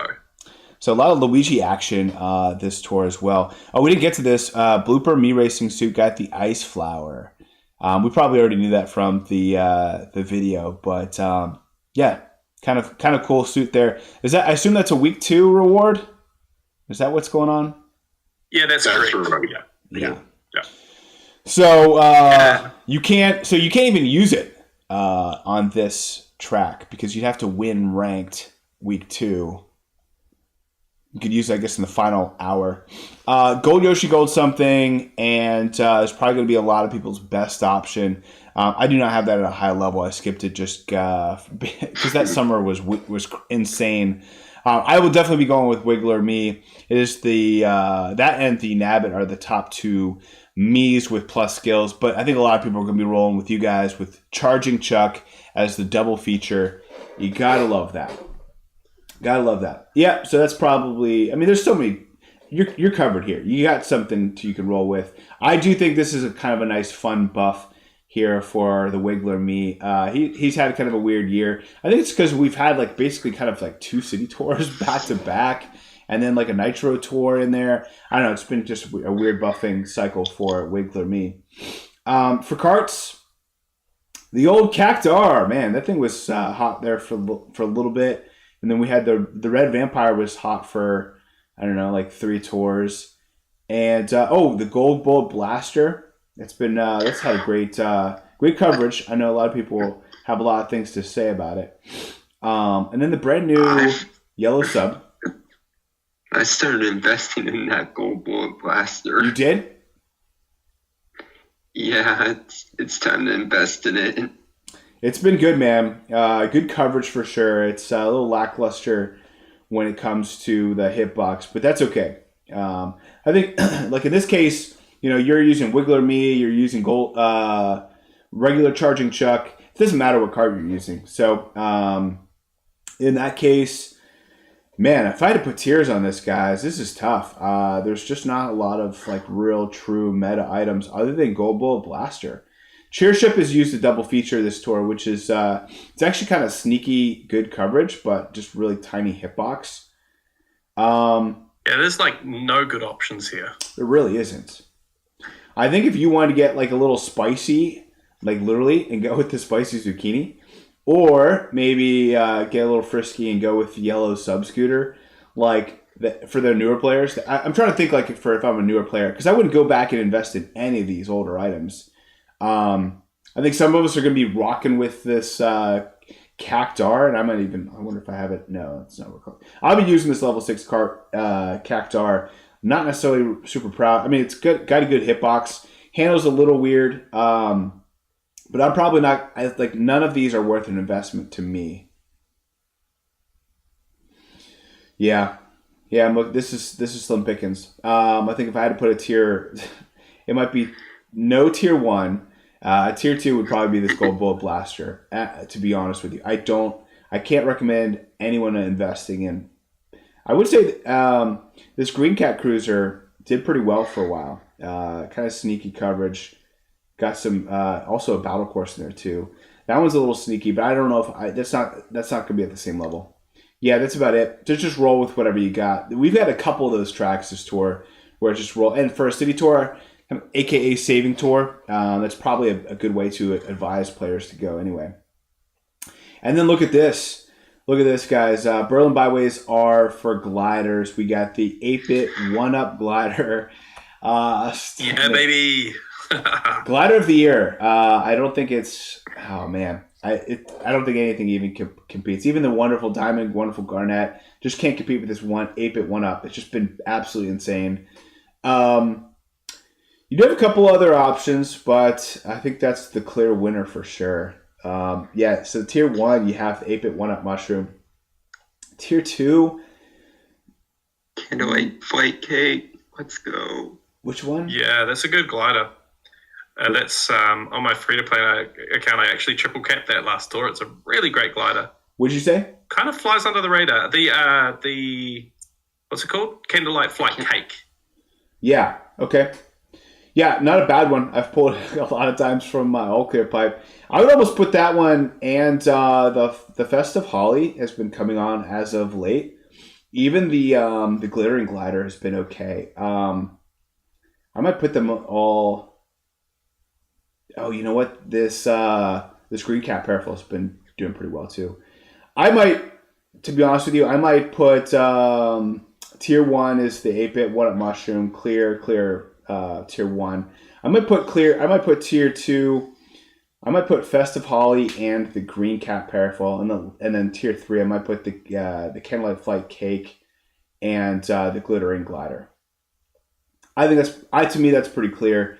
Sounds like though you guys really like the the Candlelight Flight Cake pretty highly. I don't remember because I've been pulling this thing absolutely incredible. To have this at level 5 without putting any tickets on it has been pretty crazy. I want it to do well. It's not necessarily super new. It's what would you say, a 9 months old, something like that. It came out around the Sunday tour. Did it? Sometime So around maybe that. almost so a year quite a old. while ago. Okay. Quite old, yeah. It's been coming on strong lately too. Good, man. Yeah, I would say I don't have any. I don't think I've shown any max loadouts. I think the LA Laps 3 is probably the closest. I have a double uncapped level 8 Kart. What level is your Black Shielded Speedster? Because I am so stoked with the buffs that thing got this tour. Oh my gosh, it's everywhere. It's all over ACR. Oh, for ACR? That's awesome to hear. Ranked as well. Yeah, I saw it once in ranked so far. I hope it's a double feature. But yeah, I have mine at level 8 triple. So if it is used a second time and I haven't seen it yet, I guess I think we just have the Berlin track that we kind of talked about it being. I try to stay unbiased, but kind of talking about that maybe being a cart worth investing in. If it has Madrid too, then yeah, man, that might be a really good one to invest in. I think this would be a good tour for it. Now, of course, don't get too excited about buffs and city tours, but that thing's so new and looks awesome. So I'm with you. Yeah, actually, Flo and I are planning on doing an episode where we do a bit more myth busting around buffs, and specifically statistically proving that getting city buffs does not negatively impact on retro buffs. So Flo's done some small experiments on this. We would need to do some more conclusive ones, but apparently, according to him, that's the case, essentially. Yeah, so what you're saying, is that like if something gets a city buff, that doesn't mean that it's going to take away from a retro. Is that what you're saying? Exactly. Yeah. So we plan to dive into that at some point when we have some time for that. Just because these are long held. We have negative we've had probably more negative feelings towards city buffs than probably necessary, especially now going forward. Now that cities are just returning so much more often, they actually become not the same as a retro buff, but certainly more interesting. Yeah, I'm with you there. We kind of talked about that a couple times throughout the year, but we never went through did one of your a full myth busting. We just kind of said hey guys, city buffs are usually just gravy. It's icing on top. Don't get too hung up. It's got a city buff, so that means it's a bad item because it took up one of these slots. It's kind of we kind of kept that's why we kind of keep them all separate anyway. Sorry, not sure. Hey, Stud, I am interested if you saw the myth busting video we did on Miis and what your thoughts were about non-plus skill Miis and the kind of the conclusions we came to around that. I'm not sure if you had a chance to watch that video yet or not. Yeah, I did watch, I think, the first 20 minutes or so of it. I think we even kind of talked about it in the Kart Talk episode 2 tours ago with Frenzy fans. We kind of talked about how a lot of the plus skill Miis don't always get ranked access. And how that makes it really tough because, but for me, who does all cup ranking, these Miis are a no-brainer investment. But for the casual player, investing in plus skill Miis doesn't even always make sense. It's pretty rare. In this case, we have Santa Mii and Morton, kind of get their own overlap. But there was then Nabbit and Wiggler have their overlap, and then that's it. Everything else is non-plus skill drivers, other than the non-plus skill Miis. Daisy Mii has a track. I still am a little hesitant to go that direction. One of the fans mentioned that it's been pretty strong for them, but I liked the episode for what I saw, and I think it's even trickled into some of our other content.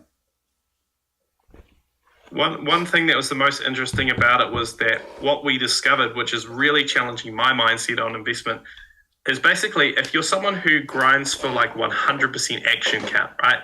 Then in that case, your best option might sometimes be going for a plus skill normal driver or a plus skill Mii. But if you if you don't necessarily grind out 95% action counts all the time, then a non-plus skill Mii you can actually do a better job of, because if you're only going for those action counts, the extra base points will net you more points over ranked weeks than investing in a plus skill non-Mii, where you have to go for much higher action counts. So that was a really interesting thing for me because it's a different mindset about, okay, I'm going to invest into non-plus skill Miis on purpose so I don't have to spend as much time playing the game, but I can still score well. Mm-hmm. So that's something that's messing with my head right now. That's a good point. Yeah, because we kind of think about this triangle of the game between how you invest. So you either invest in what's fun, what scores you the most points, or what reduces your time playing the game. And I'm with you. If I can save some time by just going for a double coin with a non-plus skill Mii, it might be worth it. I still kind of enjoy just getting, for instance, Giant Banana. Just hey, it kind of for me, it's fun and reduces time. And if it's Wiggler or a Mii, it's I'm getting higher points than even some of these other plus skill non-Miis. So I'm with you there. Giant Banana makes just a lot of sense for me where I'm in the game. But certainly good points there for sure. Now we talked about this. I'm with you guys. I agree with you guys as well there. I was so close hours before the end of Rank Cup to leveling up the Ludwig meat racing suit to level 2 to save time. You know, I had to go to sleep like within the hour. I end up coming in 4th place. And if I had like 50 more points, I would have been in 3rd. I'm trying to save that one driver ticket, but I could have saved a lot of time. So you guys, I'm in agreement with you guys. Well, good. I think one thing we can all agree on is that we're not big fans of battle tracks in ranked. So let's get into Paris Promenade Battle. Of course, no shrooming capabilities now with the big fix, which is glory to a lot of our ears. I will say we do have some super options here between Peach and the red Turboberto, which has actually been kind of a cool super. Then we got Toadette. A lot of options. They've given us plenty of drivers to use, including the brand new purple Picrotoad. A little buff for him. Yeah, guys. I think not a lot of like plus skills, but plenty of options. Tuxedo Mario and Peach Vacation. Hopefully you're using one of those two. I feel like I have to use Peach Vacation because it's Peach, it's Paris, and she's pink, and those are good enough reasons for me. Let's go to Karts. Obviously, a lot of pink items. I would say like huge hitboxes. Got some supers in there. Definitely one of the harder battle tracks to cover. Maybe. I don't know. I feel like a lot of these are like old school items. Like nothing really in the meta except for maybe Cupid Zero, Pink Speeder, Jumbo Jetter. But you got some super options in there, and then you have the old school Happy Ride. I will say for myself, it's certainly the pink Wild Pink, which is obviously pink, and I like pink a lot. For gliders, it's Wonderful Wings. That's a great option there. It looks like double feature though for both that and the Rose Parafoil, which it's been a while since we've used both of those. Wonderful Garnet is here. That one should be one that people are using. Even this old school Daisy glider. I don't even know why mine's only at level 5. I feel like it should be at a higher level. And then remember back in the day, the Silver Bells were doing pretty well too. It's definitely some old school items. I think looking back at which items people should be using. I think guys, if you can, if you want to use a super, that's fine. You got PD Piranha. Oh, you know what? Yeah, I got PD Piranha Mii suit. It's been a while since I've used it. I skimmed past it, but I think for some people might even have Toad Taurus if they're a newer player and invested in that. I think for a newer player though, most of them just use a super. I wouldn't necessarily invest in any of these older drivers per se. It's you got plenty of super options. If you have Peach Vacation, you have Tuxedo Mario at a high level. That's going to be a lot of people's option. I think that's probably even safer than PD Mii suit, but I'll be going with PD Mii. I don't mind if I'm going to boombox. I haven't It's the first boomboxing course so far that I've seen in ranked this tour, so I might be willing to go that direction. And then for carts, for carts are tough. I just say go with the super. I would say blue Jumbo Jetter and Pink Speeder, maybe even Cupid Zero. I would put kind of in that top tier. And then the rest is what you have. Just use a super, get by with that. And then for gliders, tier 1 is certainly Wonderful Wings, and Wonderful Wings and Wonderful Garnet. Certainly the top tier for that. And then really there's probably no second tier. Just like whatever you have, just use it. For this city tour / savings tour, I think that's probably going to be a common trend. Yo, what's up, Kareem? Had the times wrong, thought it started now. I'm going to jump into the beginning. A friendly hi there. How's it going, Kareem? Yeah, I started way earlier. I literally could not go back to sleep once I knew it was Christmas morning. Seriously, I honestly sat there. I was like, okay, I can go to the gym and maybe waste 2 hours, burn 2 hours and then start at a normal time. And I was like, oh, the gym's not open till 4 anyway. So I was like, I'll just start the stream early and we'll do a 4-hour stream. And so we've been kind of taking our time. And feel free to go back, Kareem, or jump in and just hang out with us. It's up to you, man. What's up, Kareem? How are you, man? Big shout Hope to you're well.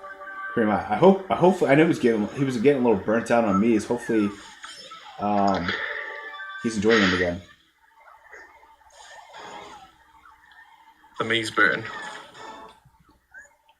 This is what I feel like the battle track is. Just like going around in circles, just getting mini turbos. I usually go through the middle section, like here, and just to get that little bump. I wonder if the glitch is still there.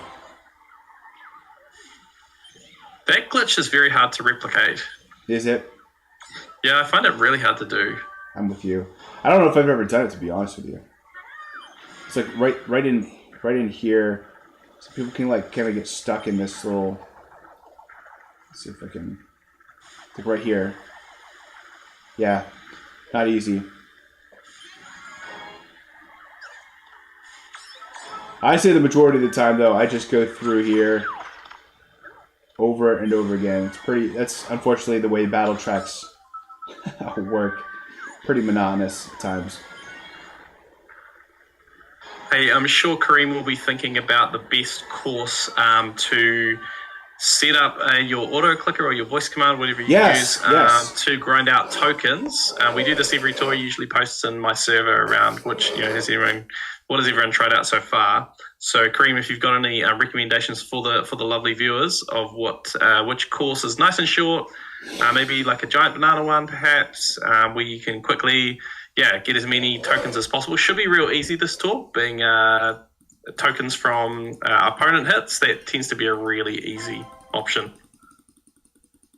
I agree. Yeah, much prefer that than the coin box, which even the auto clicker / speech command, for whatever reason, it just takes it's just more finicky. Like sometimes I'll wake up and it only got like 500 tokens because somebody texted me or something, and I turn that off. I turn that off, but I don't know what it is, but like I think it like pushes it too early sometimes. I don't know. Long story short, just a little bit more finicky with the coin box compared to the hits. When auto mode, just very different than the 50cc in like maneuvering. Just like those extra couple steps just throws things. Again, maybe if there's a little delay or whatever. Yeah, I agree. Yeah. And then I think also like when it hits reset, I think it automatically stops. Whereas I don't know if like auto mode does that. I don't know if there's any difference there, but I just kept running into that where like at reset it just stopped. And whereas like auto mode sometimes would go the entire night without stopping. So yeah, I pretty much just use auto mode nowadays. I can't be bothered trying to make it really difficult with the setup, and I don't have time. That's why I'm using it in the first place. So I usually just like hit auto, start a race, hit auto, start the speech command, and then just like move on about my day. I don't even sometimes check if the timing's right. So I'm quite lazy, and then I'm like, it didn't work very well. What a surprise. But I think Paris Promenade 3 might be a good option this tour. You've got yellow pit crew toad on the top shelf. Paris courses are quite nice and short. And it's not too wide, so it should be okay for like giant banana hits. So maybe try that one out if you're listening to this. Paris Promenade 3T, so we said? 3, I think. Just the regular 3 version. Yeah. And that... How many days or how much time, Matt, do you think, or Studfit, do you guys think, or even Wooloo, how long do you think it should take with an auto clicker when it's coins as the tokens? Because something I'm gonna look in the next couple of months to try to get top 100, and I want to do it on a week where it's the coins as the tokens, because I think that's an advantage to the people that empty that token shop and get those extra actions with the coins. How long do you think, because for me, it can take like 2-3 nights. Also, Studfit with the finicky situation where it can be a couple nights, but that's going for top 100 with all these tracks now, a couple nights, 2-3 nights. I don't want it to take that long, so I don't know what you guys advise. So one thing is, while you're waiting for it to grind out, like just focus on the courses that don't involve Coinbox. So do all your Boombox courses, do all your Giant Banana courses, or Lucky 7, or whatever the case might be. When you've got time to grind, and then just set it up at night, and then look, after 3 days now you can actually do the Coinbox courses. I know that it's fun, and generally I'd advise people to do Coinbox first because it's easier, but that's one way to get around that. But I think 3 days is probably about reasonable, because it can be quite difficult to, depending on the courses and depending if you like it breaks. So sometimes you wake up in the morning and it's got the apps. I don't know why my phone does this, but the app store will be open, just like trying to download Clash of Clans or something. I don't know. So I would agree with that. Also, one thing you could do is like if you want to grind like a player level, sometimes I'll do that with like whatever, like with Coinbox on the course tokens, and just do that for like the first day, just like earn like a level or two, and that helps get like burn through a bunch of tokens for the first couple days.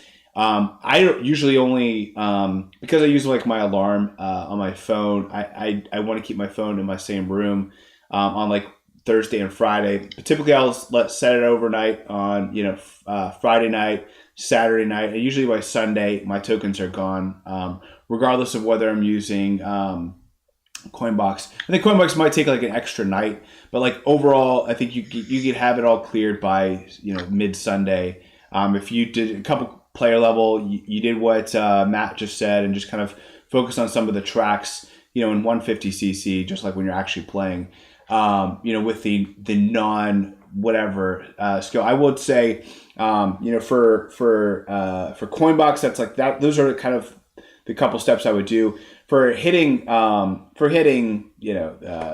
making people crash. I don't even worry about it anymore. I don't even like leave it overnight and do auto clicker that much, just because I know as much as I play, I can probably knock it out just naturally by playing the game. Sometimes I want to know, like if I'm going for something serious, like for you, for going for top 100, you want to know what tickets you have available from that token shop, and like how many pipes am I, what if I get a cap here, or like would I make different purchases or different situations. So sometimes I like to know what resources I'm going to get from those pipes as soon in the tour as possible. But otherwise, now it's pretty lax. The Coinbox, though, I prioritize that. I would say, though, just kind of looking at it, I still think that maybe even the Madrid Drive with the Morton or Santa might be a good one for making opponents crash for auto clicker. Yeah. That one seems to be a pretty good one, just how narrow it is and stuff. You can't control when you get the frenzies, but I just feel like that one's pretty automatic when it comes to those giant bananas. Especially if you've got a level 8 Morton. Mine's only level 1, so I think I would pick Paris Promenade for me. But yeah, do you think that makes sense for you? Is that because the frenzy chance is lower? Is that why you wouldn't do it? 100%. Yeah, gotcha. Yeah. So giant banana frenzies is what's going to get you the most tokens the quickest. Yeah, the frenzy chance is definitely lower if you have it at level 1. You have some other options though on this track for Chef Rosalina. If you have her at a higher level, you could use her there too. Yeah, you probably don't have the Pokemon at a high level, but Chef Rosalina is a pretty nice one to use there too. if you're kind of looking for a more light. Let's get into Madrid Drive too. This is a good discussion, and we have plenty of time to have those type of one-off discussions. I love those. Let's get into Madrid Drive too, because I'm a little antsy. I want to know what this top shelf looks like.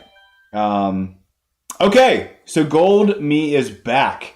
He took one tour off of the entire year because he was not in ranked top shelf last tour, but pretty much every single tour this year he's been crushing it.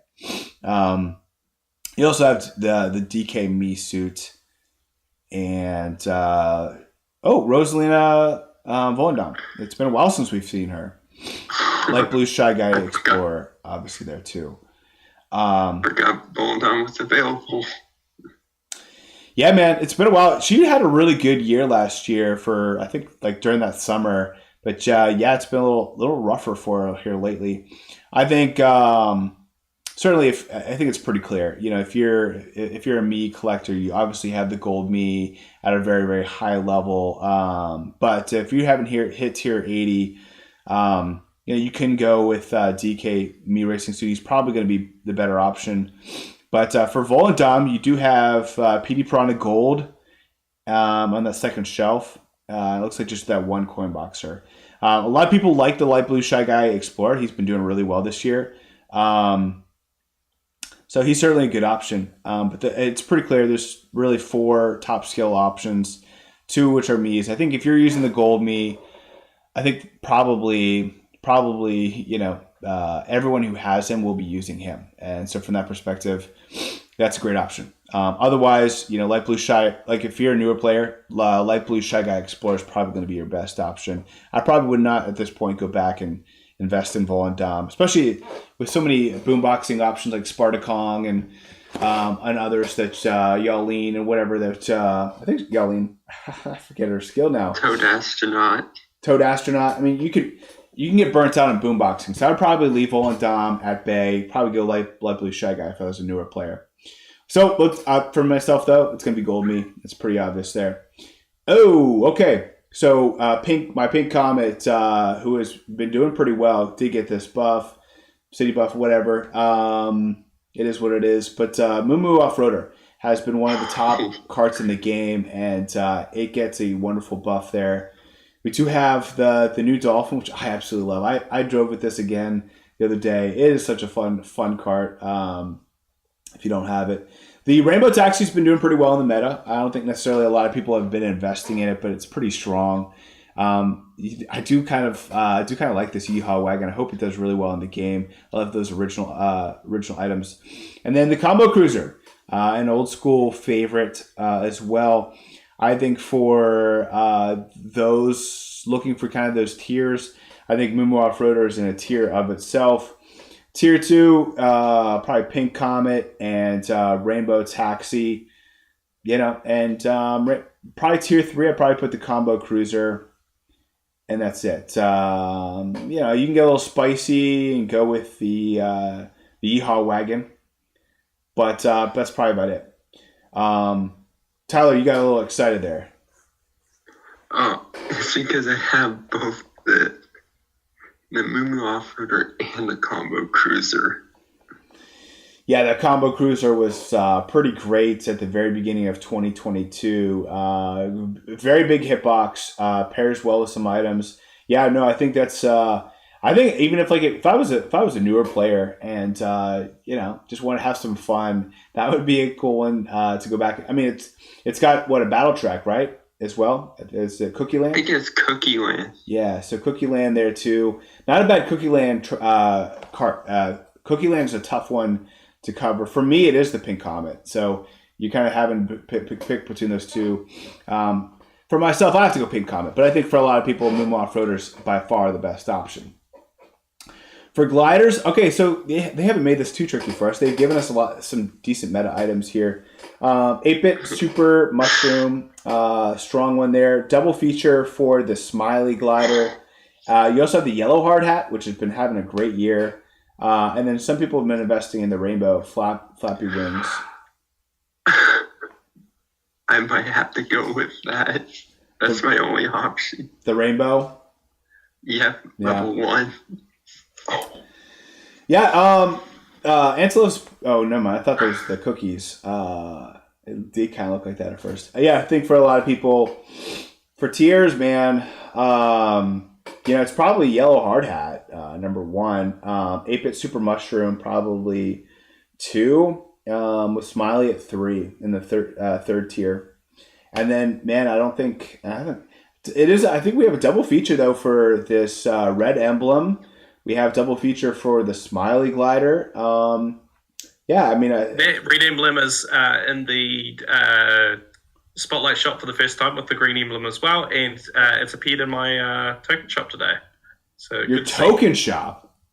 Sorry, my tier shop? My Spotlight shop. Spotlight shop. There you go. Okay, that's good to know it came back or reintroduced. But no, what about the Shield Speedsters? The black and gold. I assume not the gold, but the black. It should be back this tour as well. Yes, I think I haven't seen it, but it should be. Let me. I'd love to pull up if the toolbox is. I know that Sam just turned over the toolbox to a turtle dude, so I'm a little skeptical that it would be ready by now. But I did see some chatter in Discord from Sam, so I know Sam's awake for what it's worth. Let's see if it is. If he's updated it yet. Let's go to pipes and shops.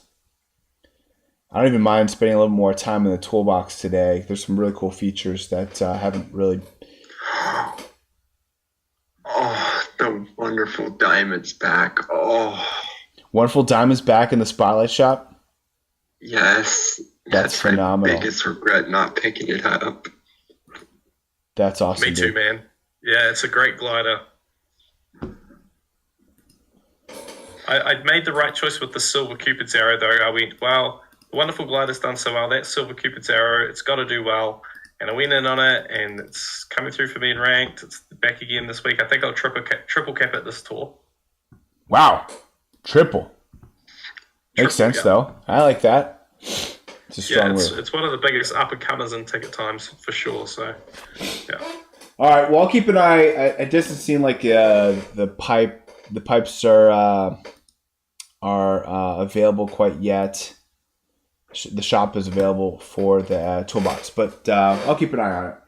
I'll be definitely going with the 8-bit Super Mushroom. Been a really strong glider for me. And let's get into Madrid too. We'll see if it's as epic as Madrid 1. What are your thoughts so far, guys? I like Madrid 1 better. Yeah, me too. It's cool. It's nice. But definitely the original one's got the most unique feel to it. So you're going outside the soccer stadium, which is Real Madrid, the team that they're kind of sporting there. No idea. Someone who's a football fan will have to say. I believe it was Real Madrid, but I think there are 2 Madrid teams, if I remember correctly. Yeah, Studfit and I, we know the other football. Yeah, we shouldn't talk about, the soccer game that we know about very little of in the United States because I live in Israel, but I'm very American. But unfortunately, we're not good when it comes to European football. We just never make it past like the 16 in the World Cup. And if they get there, they go up against some real team like Belgium, and they're done. So maybe if they play Mario Kart and they make their way through the soccer field, maybe it'll help, trying to get the balls for extra points. I don't know. Well, I will say Messi joined Inter Miami, and he got a very unique deal with Adidas and Apple. So he gets like a certain percentage of increased sales for both of those organizations, and Apple's already come out and said that they've had a 2x subscription to MLS for the subscription for the Major League Soccer for basically probably to tune into him. They also talked about I think Inter Miami played the Philadelphia soccer team, and they were sold out. It was like standing room only, and ticket sales went from I think an average of like $78 to like $233. So Messi is definitely winning when it comes to revamping United States soccer. And I think from that perspective, I think that a lot of younger players are watching and starting to tune into soccer and starting to pay attention. I could see just from Messi alone and the resurgence he's put into Major League Soccer, I could see Major League Soccer getting some good recruits and getting some top talent in the near future. So anyway, fun little tangent there about how Messi is impacting United States soccer. Yeah, Flo did jump in. He said, yes, it is Real Madrid Stadium. How's it going, Stud? What's going on, G Siegel? How you doing? Yeah, thanks for popping in, Flo. Thanks for helping us out. Are there two? Maybe you could answer this question, Flo. Are there two Madrid teams? I think there's Real and another Madrid team, if I remember correctly. We have an actual football fan show up at just the right moment. Thanks, Flo. Yeah, again, I don't watch soccer, but I know enough about some of just because it's fun. I think what I think about is fun is like how people sign the teams. My wife and I watched the Wrexham. Welcome to Wrexham, where Ryan Reynolds and Mac from Always Sunny in Philadelphia bought this team out in I think it was technically, I don't think it's in the UK. It's maybe in Ireland or something. Anyway, they bought this team, and I don't want to spoil it, but they turned this team around, and it's actually really awesome to watch. But you get to learn a lot about soccer and or football, and how you kind of have these minor leagues and how you can move up from the minor leagues to the majors. So I was really inspired. I've been, if it wasn't for having to wake up really early to watch sports, it's I definitely would be watching more of it. And I think honestly, like the contracts and how people are signed to these deals and you kind of get rights to the players. I don't know. I think it's very cool how they have it all set up. All right, so it's 5:30, and we've gone through all the rank tracks. So we have a couple options. We can go back in and get some good ranked runs for week 1. We can also just get some grand stars in multiplayer, and you guys can join me if you want to. That's an option too. So what do you guys think? Multiplayer, definitely. All right, so we'll I'll go through that. So I'll just do races. I won't do. I think you can get grand stars by doing multiplayer races, right? Like with your friends. Yes. If you have a separate room. I believe so. I think you still get stars, yes. Okay. But Start, I'm going to have to head off and go to bed. But enjoy the rest of the tour, and yes, we'll catch up soon.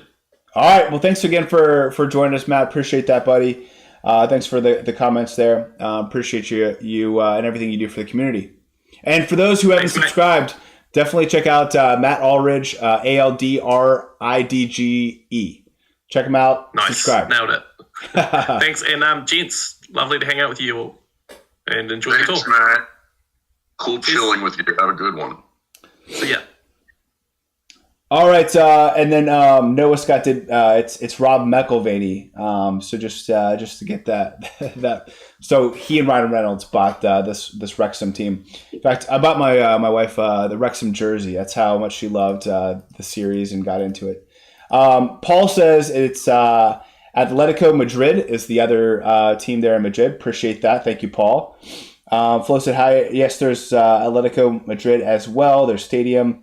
Wanda Metropolitano is a bit more outside of the city. Thank you. Appreciate that. Yes, you can get stars, says G Siegel. So what I'll do is we'll just do some multiplayer. We'll do racing. We'll do no teams. We'll do the 150cc. I kind of wish we could. It doesn't matter. We'll just get the grand stars with using 2 items. No computer. Do 12 races, and then we'll do a room code. We'll open this up to you guys. So I will let anyone who is watching at home, you, Brian, Tyler, if you guys want to join as well, by all means, the code is 19047892. What I'll do is also go into the server and post it there in case. And then I'll keep an eye on the toolbox to see if that gets updated. See if we have anything new there. But come join us. We'll do some multiplayer, get some grand stars, open them up while I keep an eye on the toolbox. Let me go to Discord and drop in case anyone wants to join us.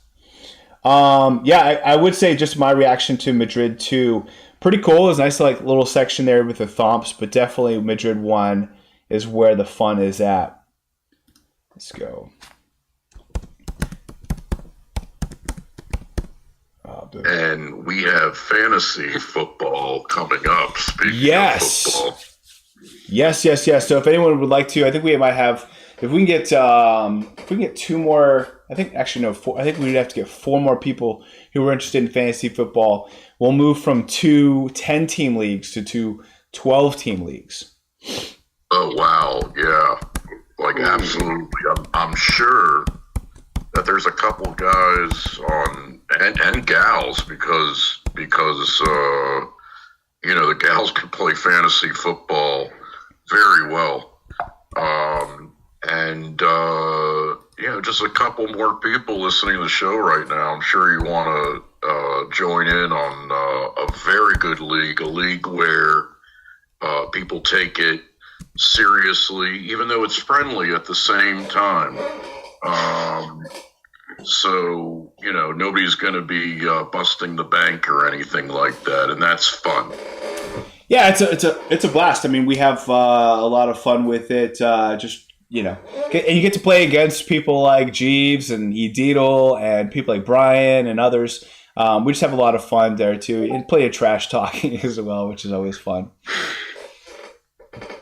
So Noah, I think I'm trying to remember. Is it PPR or half point PPR? I think we had PPR. I think PPR. I'm personally more of a fan of the PPR. I find they consider that quote unquote, I guess, standard scoring these days. Yeah. So Noah, we'd love to have you. It is like a members only league, but we'd love to have you, man. Like I said, I think we've even had a couple. Tabor's back. Tabor's playing with us, which is cool. I'm not sure if you saw that, Brian. Amazing. Yeah. Amazing. So he's like, I'm not really playing Mario Kart Tour anymore, but would love to play fantasy football. So, in fact, I think you said Star. He's like, I don't play Mario Kart Tour either, but I'm still a member because I want to make sure I didn't miss out on this league this year. So, Noah, definitely check us out. You would have to be a member though. You could just do the lowest level though. Any member is interested. So, all right, let's get started. There is one more opening if those of you who would like to join us. Room code's still there. Actually, let me pop it in the chat as well. All right, Paris Promenade 3T. All right, let's see what we're going to go with. I think I got to go. Get the base points there too. There's just 2 items. So, no frenzy chance. I can get a little... I don't have to worry about being a level 8. All right, guys, this will be fun. Paris Promenade 3T. I'm trying to think of that track. There's plenty of ramps, pretty high level stuff. Oh, looks like we did. Athena joined us. Awesome. All right, first race. Good luck, everybody. You're looking for those mushrooms to pop through those piranha That's right. plants.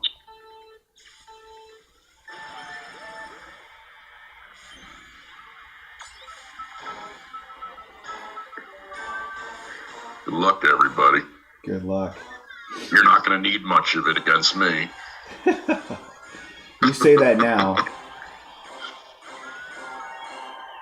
I got to give it the pessimistic approach. That's what I did with the Ravens in 2000 when they didn't score a touchdown for a month and a half. Yeah, and still won the Super Bowl. What do you think about your Ravens this year? Odell Beckham Jr.? They have a chance for it all if Lamar Jackson can stay healthy. That's the key. Oh, I mean, most teams are like that, these days, where if their starting quarterback goes down, they're likely done. But even more so the case with certain quarterbacks, who can just win a game. Like somebody like Daniel Jones, He's a good quarterback, but I don't think he's going to win a Super Bowl. Lamar Jackson, Patrick Mahomes, they could win a Super Bowl. Well, you have to win a playoff game first, Brian. Well, absolutely. And Lamar doesn't have a good track record in the playoffs either, so we still got a lot to prove. Odell Beckham be great if he's healthy. There's a lot of question marks. We don't have a secondary right now. We have a question mark at pass rush. But the offense has such an upside. and we have a floor and upside, which is what I like. So I see the Ravens as a playoff team, but I'm looking forward to seeing what the Steelers can do as well, because they have a young up-and-coming quarterback and receiver pair, and Pickens and Pickett, right? Yeah, Pickens. Yep. A lot of people are not so high on the Steelers this year, but I love a lot of the offseason moves. We addressed the offensive line, which is we were struggling with. Pickett seems to kind of been finding his own groove. I mean, there's been, I think with this preseason, he's just been like super consistent. I think he's had like one dropped pass out of like, I don't know, 14 or whatever it's been. We've even had some, I just think our defense is absolutely insane this year, and we addressed a lot of our holes on the offensive line. I actually feel really optimistic about the Steelers, but we're going to have the hardest division in the NFL. That is for sure. Between the Browns, they look like they're going to be improving, but I still feel like they're probably going to be the lowest in the division. Ravens, obviously, Odell Beckham Jr. is a huge addition. You guys have some other good additions that you. I think people are pretty high on. What's that new receiver you guys have? Zay Flowers. Zay Flowers, man. He looks pretty legit. Yeah. A lot of people. Was it Bateman? Bateman's. People are pretty. He got a little banged up, but people were pretty excited about him. Yeah, he has a lot of talent coming out of Minnesota, but he's never stayed healthy in any of his seasons. So. He's one of those kind of guys, but our passing attack, which is usually, as you know, Studfit, not very good. It's not something that defines the Ravens. It's been their one Achilles heel, is the passing game. Yeah. They've never had a homegrown number one receiver. Zay Flowers has a chance to potentially be that. It was one failure after another, usually in the Ravens offense. Us and the Steelers about the defense. I'm gonna have to look into that though, Studfit. That's the call to say that, and a proud call to say that the AFC North is the best division in football. I'm gonna have to take a look at that, because the Browns, they obviously bring things down. For sure. Well, I mean, Deshaun plays like last year, then yeah. The Browns might be the X factor. I just have to look. I can't think off the top of my head a better one off the top of my head, but perhaps the AFC East comes to mind. I don't know, but there's a lot of middle there. There's a lot of middle. The AFC North is for sure very top heavy with the Ravens and the Bengals, and a very solid above average. The Steelers like when nobody's talking about them. We do, yeah. Because that's when they're going to win a Super Bowl. Well, hey, you know what? We do come on towards the. I think it's one of the great parts about being a very strong defense, very run heavy in general. Is just like that. That plays better for December, January in general compared to, you guys have a pretty strong run team too. I think that you guys got who's that new coach? Is it? Munkin, new offensive coordinator. He's very pass happy, which is going to be good for Lamar. The thing is that your offensive line, your whole structure is very run heavy. So we'll see. I think it'll make it more balanced, if nothing else. In that respect, run heavy, but Lamar is best when moving around, and so it allows there to be as much pressure on the O line because I don't know. I disagree with that. I don't think he scrambles a lot, but I don't think he excels. I think he's kind of an erratic passer when he's outside the pocket.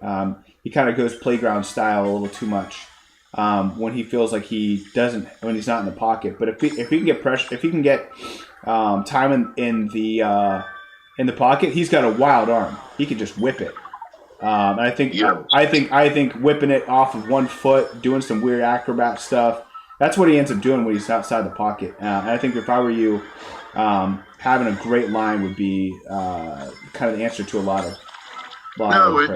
It's ideal. Again, pessimistic approach. I'm looking at it as the guy getting out of the pocket, right? Because you got that Steelers pass rush coming at. That's you true. Can't be in the pocket for very long. You may not have a choice. So you need a good offensive line, but But no, ideally, for sure, we want Lamar to not be we want him to be in the pocket. That's going to allow for him to live out the longest part of his contract because, it's great a quarterback running for 1,000 yards in a season, but how long is he going to last? Historically, not very long, unfortunately. Yeah, well, especially with his immune system. That guy, it's weird. So did you watch the quarterback show on Netflix? Maybe excerpts, but not the whole thing. Highly recommend watching it. One of the things, like, you watch these quarterbacks and, like, they're, even though they're going to practice, 5 days a week, like, they're spending a whole day with, like, flexibility exercises. Like, Kirk Cousins has, like, guys coming to his house on, like, this couple coming to his house every Saturday night just to, like, do, like, chiropractic body work on him. And, like, it showed Mariota had, like, one of his, like, he's hired one of his high school friends that became a chef to be his, like, chef throughout the week and, like, literally make every one of his meals. And so, like, these quarterbacks, like, literally everything they do, everything they eat, everything, flexibility, like, Mahomes did all these flexibility exercises with this, the guy from Texas, putting his body, because he said if his body's more flexible, then he's going to be able to, have a better core. He's going to be able to throw these off-balance throws that he likes to do. Anyway, long story short, these quarterbacks do a lot. They don't just show up on Sunday and play football. Like, their whole life during football season revolves around being more flexible, eating a little perfect so the body is more adaptable. My takeaway from that is that I don't think Lamar is doing that stuff. That's my point. Is I don't think he's doing all that. Like, that's why he's probably getting sick all the time, because he's not treating his body the way that these other guys are. There's no other explanation for missing 3 games a year for upper body rate during the off season. He worked on some things, at least in the weight room, if not nutritionally. He had to. He's not the biggest guy. He has to be able to absorb more hits.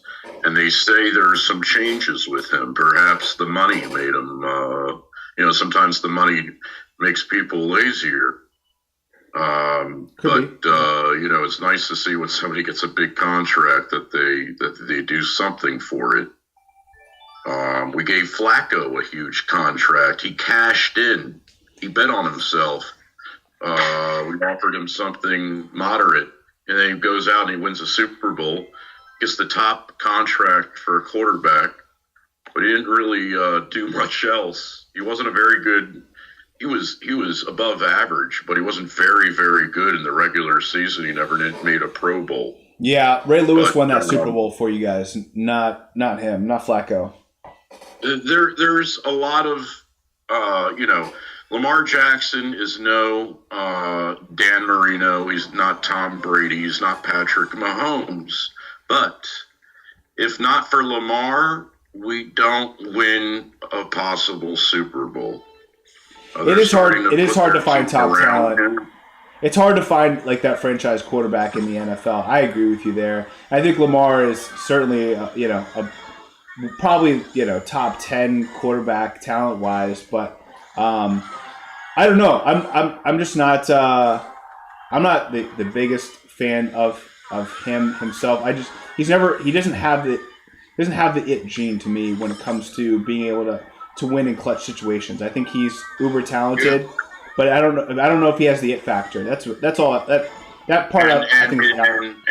And you're right in that his playoff record speaks the case. He has had no long, deep into the playoff success since he's been in the organization. But, in Mario Kart, we were talking about it before, you don't want to put tickets on the boring, non-high skill me drivers because you may never even use it again. But in the time being, it saves time, it's efficient with points, takes less. And so what's my point is that also you talk a lot about, and I agree with Studfit, sometimes it's about the entertainment, so we go for a bigger hit box because of that. So, the Ravens used to be a team that had a ton of deep playoff success, but like iffy regular seasons. You know it more than anyone as a Steelers fan. We had some incredible games during the regular season, but then the Steelers would always beat the Ravens in the playoffs. The Ravens would not. They should have won a couple more Super Bowls because their defense was incredible, but their offense could never even come close to keeping up. But there's something fun to Ravens fans now about Lamar bringing fun and entertainment during the regular season. A lot of people back in the day, the Ravens like a boring team. You want to see the Ravens in the Super Bowl. So it's fun as a Ravens fan to have kind of that exciting team that people talk about. Lamar's talked about. It's a certain kind of quarterback that we haven't had in Baltimore. And so it's kind of like a fun experience. It's fun. He's fun. That is for sure. Is that I would be happy to watch Ravens game just to watch Lamar ball out because he is a lot of fun to watch for sure. But you just got to make sure But just you can have open plans in January because doing well in the playoffs like the Steelers and the Ravens historically have done, which is what separates us right from the triers. That's what's interesting about Cincinnati is for so long I had no respect for them in the playoffs because they hadn't won a playoff game for like 20 years. But now it's like a different story with Joe Burrow. Just shows you in the NFL, anything could change in a matter of a year. Just literally flip upside down. Now we have the Jaguars as one of the top teams that people are expecting this year. There are some franchises like the Eagles and the Steelers that just do. I mean, the Steelers have not had a losing season since Mike Tomlin took over in 2000, I think 2008 or 2007. And what a run he's had. Is him and Harbaugh, are they like the top two tenured coaches in their towns? They are. What's his face with the Seattle Seahawks? The guy from who used to be with USC, Pete Carroll. Pete Carroll. He's been doing it for a while too. I heard this good up and coming receiver for Seattle, Jackson Nick, Smith, but he has a broken wrist. But they're saying he should be still coming back on time for the regular season. But Seattle is potentially looking like a sick passing offense potentially. Dude, they look like a really good team this year. They have a good running backs as well. They have Ken Walker, but then they also drafted Charbonnet. So they're going to have a really good team. Boo. Yes. There are a little bit of concerns I hear about Walker's health. That was a little bit of an issue at the end of last season. I'm sure you saw fantasy-wise Studfit that he was possibly like the sickest back at one point while he was healthy last year to have in fantasy. And for sure one of those guys you get like not like high in the draft, but possibly as like a waiver pickup or something. That's my most fun part of fantasy is all the waivers but even more the free agent ads that don't cost anything that end up being a really good fantasy player. Yeah, no, that's a good point too. I actually, I think it was Penny who was much more banged up. I actually like Ken Walker's skill set better, and Penny's now with the Eagles. So, yeah, we'll see what happens. Charbonnet certainly could eat into his playing time with Ken Walker a little banged up, but I think it's Ken Walker's show to run if he's healthy. I think right now I like I don't want to sound boring, but repetitive, but I like the Kansas City Chiefs and the Philadelphia Eagles. The Eagles to me are already like a Super Bowl kind of a team. And then they go and they add these guys like in the draft, like Jalen Carter, who might have some issues, but he might also be like a top 10 guy. And they got another guy who was kind of like They got a really good draft value on, and then like you said, Rashad Penny, like he's like under the radar, like back. He could be like a really interesting piece for them. I agreed with their decision to not bring back Miles Sanders. I didn't think, it's interesting now what's happening with these running backs, because we know in fantasy football how valuable running backs are, but they don't carry the same value in the market. Yeah. And economics speaks. We do, we know that when they have a shelf life on average, and I knew this already, 5-10 years ago, we knew that average running back, professional running back, has a shelf life of no more than 2.5 years. And so these guys like Eckler, and over the years, Barry Sanders and Emmitt Smith, these guys are rare, but unlike Barry Sanders, Emmitt Smith days, they're not carrying the ball 30 times. Most of these guys are splitting it up. And there's a concern. Nobody wants to give them a considerable amount of years. Yeah. Because a guy like Eckler or LaDainian Tomlinson, at the end of the day, is an anomaly. Yep. And to me, that's what speaks. Like, the money goes where it's a passing game now. It's just not the same game. And I feel for them. I feel for, it was Le'Veon Bell, right, with you guys. And you didn't give Le'Veon the money, did you? Well, we franchise tagged him. He just didn't want to show up. It's kind of like with Josh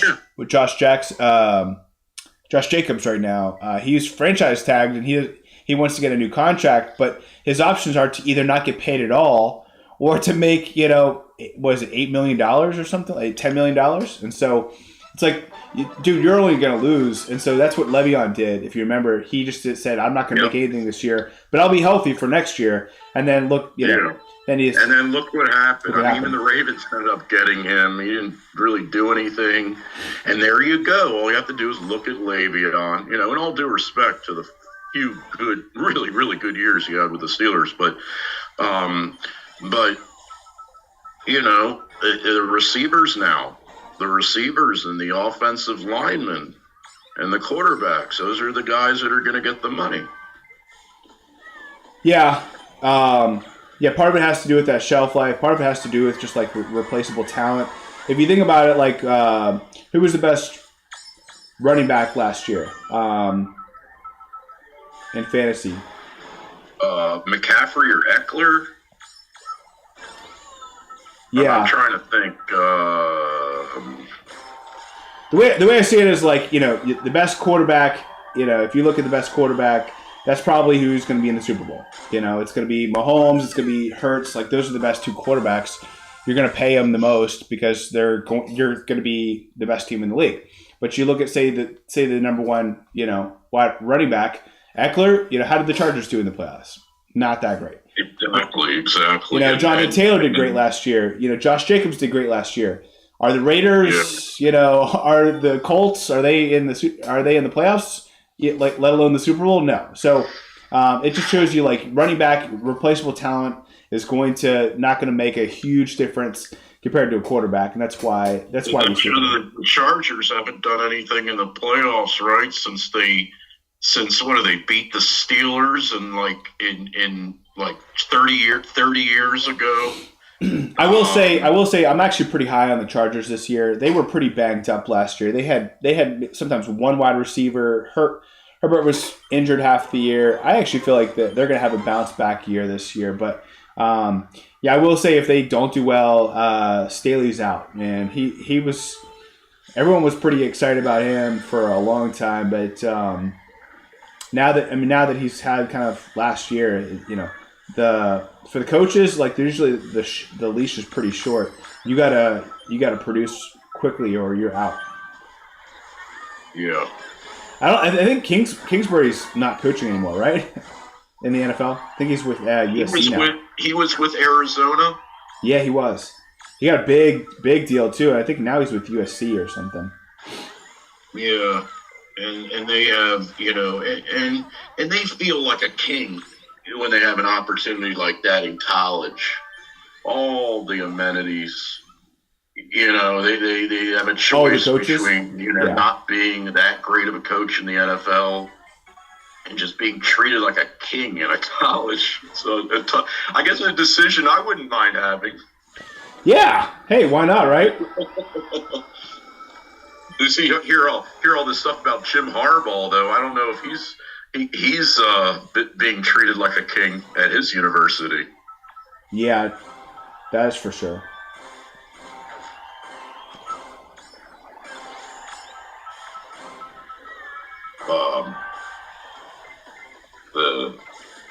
It's a small football world. Woo! It's Jim Harbaugh. When people think of John Harbaugh, it's more a positive thing. Unless you're a Steelers fan. For sure. Yeah. I just eluded a blue shell. Someone got me with a wicked blue shell and somehow got the right timing with the mushroom. Flo's been crushing us. I think I just pulled into first, though, for those not paying attention to the football conversation. In Baltimore, we have a lot more respect for the Steelers than we do teams like the Yankees and the Red Sox. Okay. Because of the economic parity, because we have respect for, because there's a lot of similarities between the two towns, what they used to be very blue collar with the steel, a lot of blue collar industries in Baltimore, Domino's Sugar, and McCormick Spices, and similar personalities, but economic parity playing field that I love, that puts, for me, the NFL above Major League Baseball, even though my Baltimore Orioles are doing very good this year, but they already have an owner who's talking about not being able to pay the players one day. That wouldn't even happen. It wouldn't be a conversation in football. That in baseball, you can have a big market that spends 5 to 10 times more money. The Orioles' payroll is $60 million. The Mets, who are close to being out of the playoffs, are spending $350 million a year on their payroll. You don't have that disparity in football. That's what makes football fun to me. That's what makes fantasy football fun to me. Yeah. Well, we talked about that's why the Jaguars are now one of the hottest teams, and they were basically the worst team in the league for decades. What a great example. Yeah. I will say I do think that if there was no salary cap, then we wouldn't be seeing the situation that we have with the running backs that we've been talking about, because I think people have to pay their quarterback, and that's one of the reasons why they're running out of money. They're like, we can't pay our running back. But I think if they didn't have a salary cap, they probably would pay for the running back. They probably would just say, all right, we'll pay you more in this market or that market or whatever. By the way, just back to Mario Kart Tour, this track, I love this track. That ramp there in the soccer stadium and then jumping off of these things. This is a really cool track. Was this T? And what do they say? Is this T or RT? Are you talking about the RT? Is this T or RT? Which track was this? This was awesome. I like this track.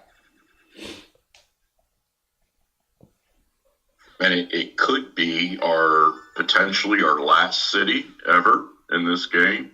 I don't want it to be, but I have a hot take. I think Rio will come this year. Rio. That'd be cool, because we haven't had representation from South or Central America, right? Nope.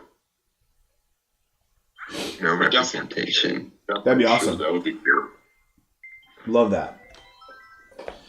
G-Seal said the heart protected me from the blue. I actually missed the blue timing. Well, either way, I'll take the win. All right, 11th race.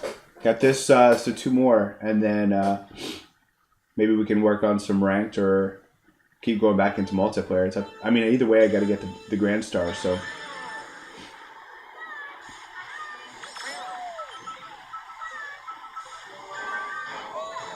Thanks for the tangent on fantasy football and NFL. Oh man, I'm so pumped. I could go on with you for another few hours, but I don't want to do that to your fan base. I really got to stop.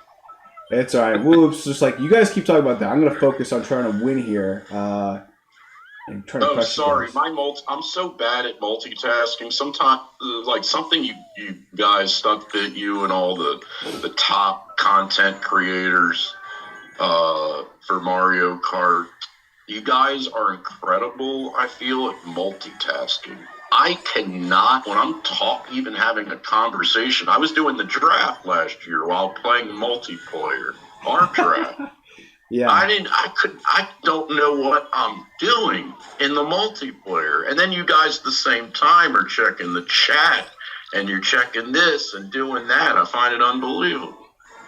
It's it actually has been you get used to it and you become better at it. I think it's actually helped me become better at multitasking at more important things than even Mario Kart Tour, but it's I appreciate the comments. I still feel like I'm not that great at it, but I'm getting better.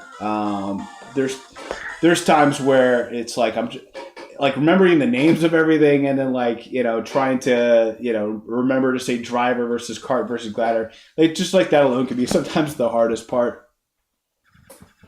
Because sometimes you'll be like, oh, this is my favorite, and you're like item. You think you're like, is this a kart, a glider? You're like literally as you're saying it. It's actually, but I think that like just developing the skills has helped me in other stuff.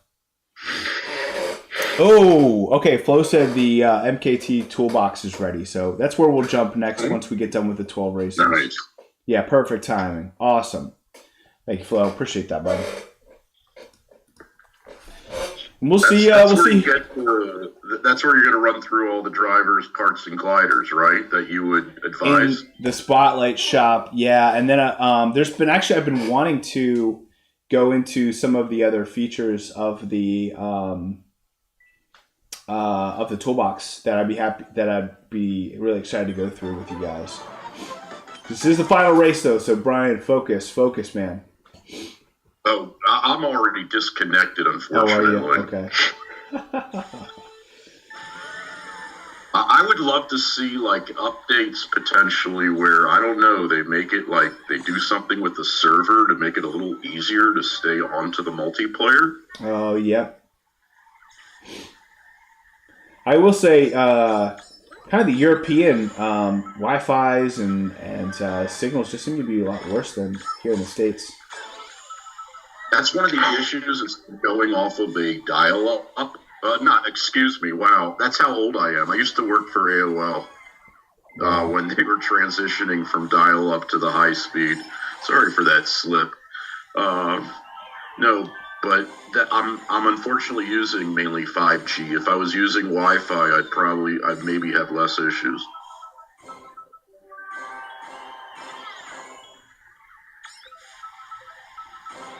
Heaven forbid we would have dial-up with this game. I know, right? Can you imagine? But we remember it, right? We do remember it. Oh, of course. Where did I steal Fit from? Well, you guys let me win that one. Mm. I'll take it. Snuck away with third. GG's, my man. Final results. That was fun. Yeah, so myself with 87, Flo with 74, Waloop 60, Athena 59. Athena started out real hot. Cheese Scott 58, 57 with Brain Mew, and George Siam 54. So pretty close there at the end. 50, 54, 57, 58, 59, 60. All pretty close. Well, that was fun. Let's get over to the toolbox. Thanks for joining us for multiplayer. That was fun. Helped me get some of those grand stars for sure. Cool. Let me go to the toolbox and switch over modes so you guys can see everything. Let's go to see if we can refresh this. There we go. All right. So let me go to scene. Let's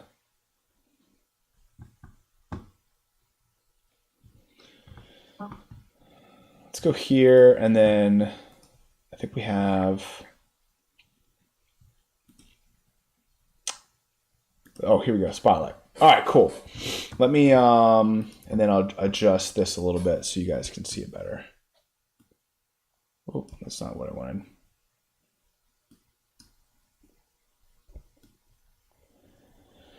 All right.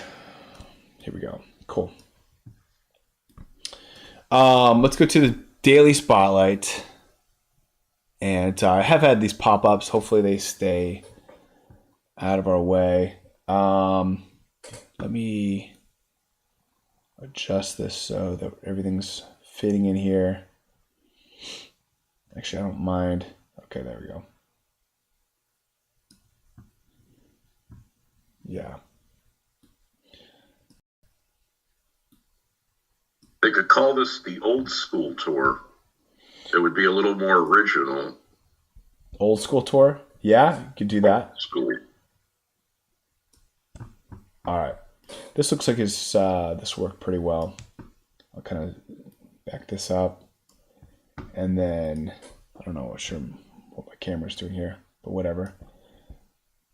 Cool. All right, let's get into the Spotlight Shop then and review this together. For drivers, certainly the high chance, the Charging Chuck with it being a double feature might be a decent option for a lot of players. But I think, with drivers, many people are going to the Miis. I think Charging Chuck you probably have from an all cup clear pipe and whatever, but I think if you don't have him,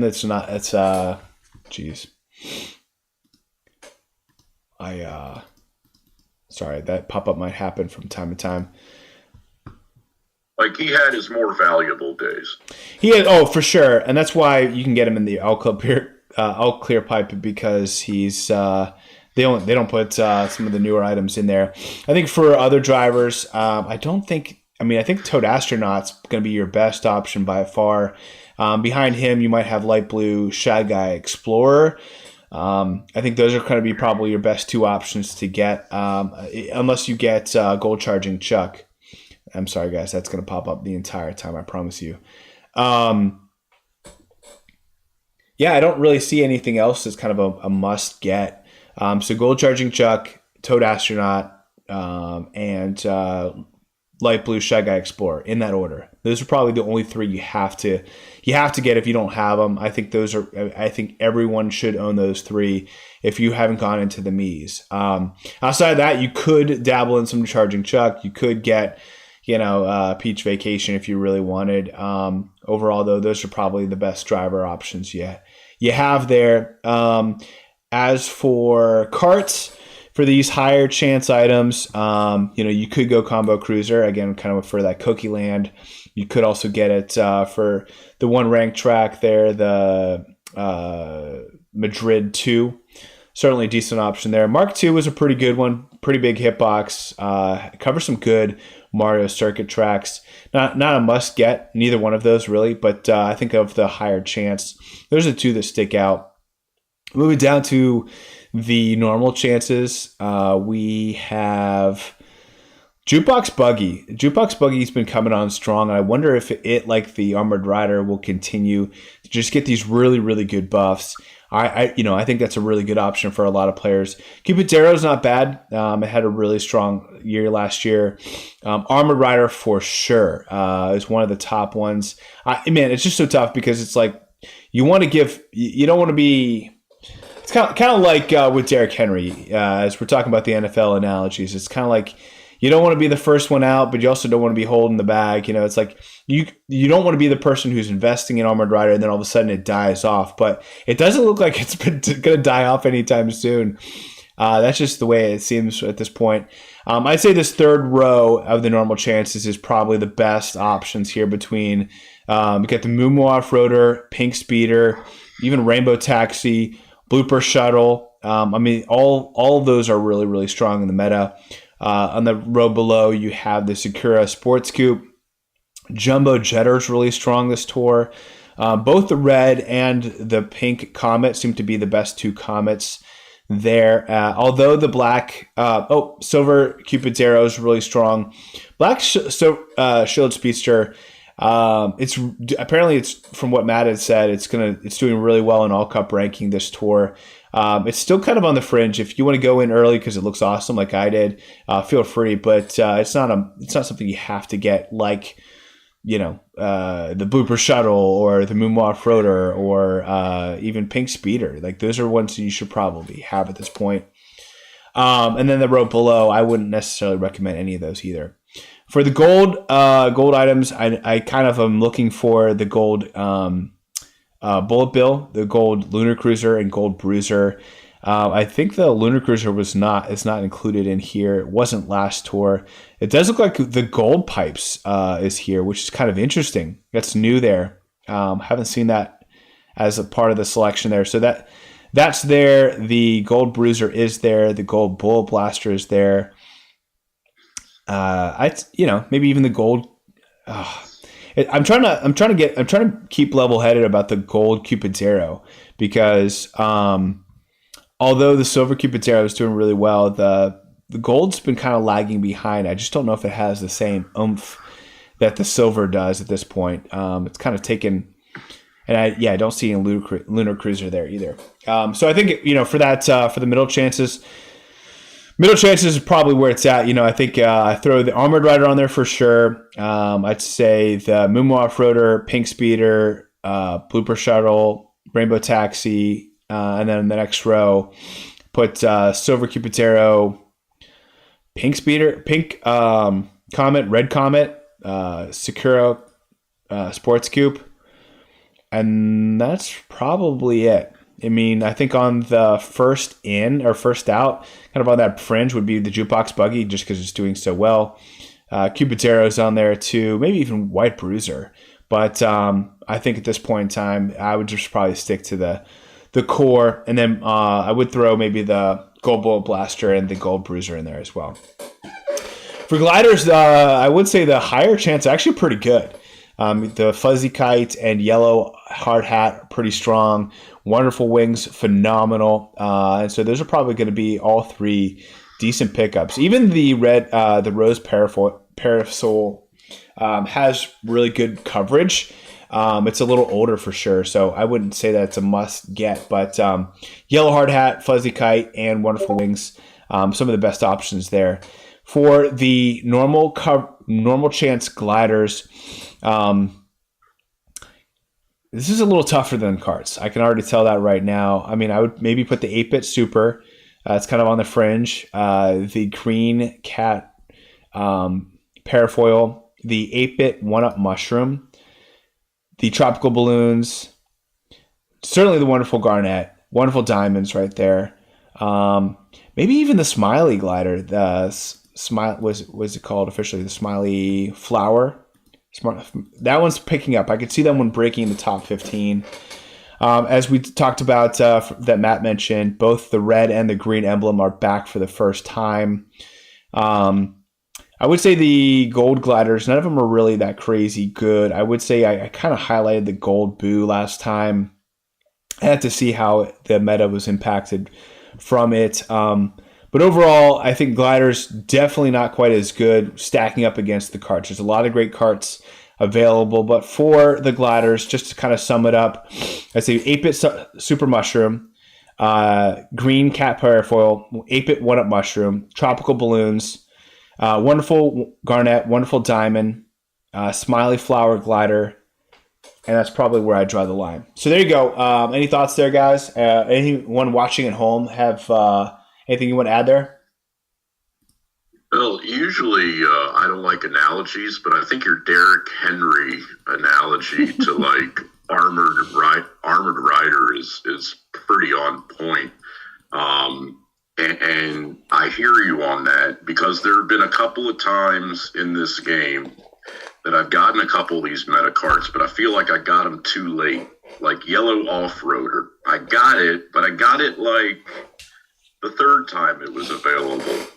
And right now it's helping my account, but it doesn't have as much of like a war, wins above replacement as something like Wonderful Diamond. It's a good point. Yeah, for sure. You know, Derrick Henry, you always feel like he's just going to have his last season, like he's on his last legs, and then he'll just have 200 yards and 5 touchdowns. You know, and all week we've told the player Derrick Henry, "Oh, I'm sorry, he's done." Then all of a sudden, you know, he's good, but you know, so right now, Armored Rider is great. It also depends on, it's like you guys say, you and Antlev say on the rundown all the time. It's the biggest thing is your coverage. It depends on the coverage. Yep. But, you know, I would almost want to get like an Armored Rider. But, you know, a couple times I've gotten these things like Yellow Off-Roader too late. And I got another big meta Kart or glider, like I'll tell you what it was. It was the Blazing Eagle. Okay. And I got it way after it had its best days, when you're really going to get value out of it. So not Derrick Henry, but Armored Rider might be Derrick Henry. It's for sure impressive, but it's even more impressive if you leveled it up a long time ago. Yeah, no, for sure. I see Bobcat in the chat. What's going on, man? How's it going? I see Ronnie Cash just dropping by to say hi for the day. So we'll catch up later. Hopefully you're doing well, Ronnie.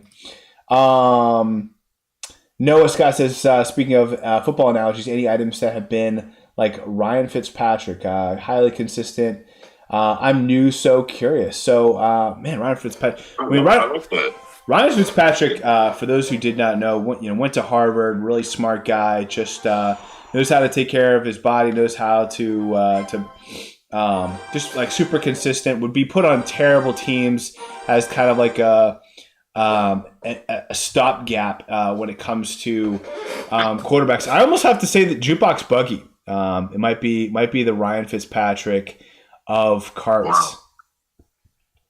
I don't know. That's kind of what my feel is like. Maybe it's not the biggest hitbox, so a lot of people are just kind of undermining it. But I think if you're in a tough spot, I think you could do a lot worse. There's a lot worse options out there. I don't know. He might be more of like a classic Royale. Okay. I don't know. I don't know if I make him a high end. I don't know. I mean, but he's good. He remember what he did for the Bucks, right? When Brady was out or something, or somebody. Bucks, Miami. I mean, he stepped in for a lot of different teams. I'm going to look to see. I'm going to now move into I'm going to stick here with the toolbox. I'm going to go into usage. I'm going to kind of dabble in some things here that I think you guys would enjoy. So let's see here. Okay, so I need to do a advanced search and do this tour and do the summer tour 2023, and let's search this here. This is kind of how this can be run here. So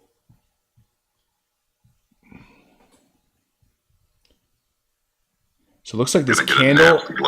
It looks like this candle, this Castle Misut, I believe is used 24 times. Is that correct? I guess they include tier 3 and tier 4. All right, so I might have to adjust my advanced search there, just to be. So include city, of course. Courses all, cup all, summer. Type. Let's see, type. Be happy to do tight end, high end, tight end. Got do all, item level.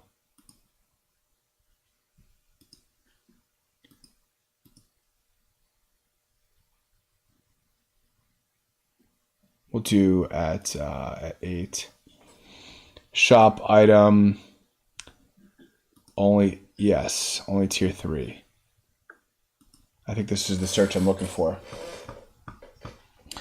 So the Brock Purdy items are the sneaky upcoming items that get better over time. Yeah, I'm with you there. These are getting good. I kind of like that.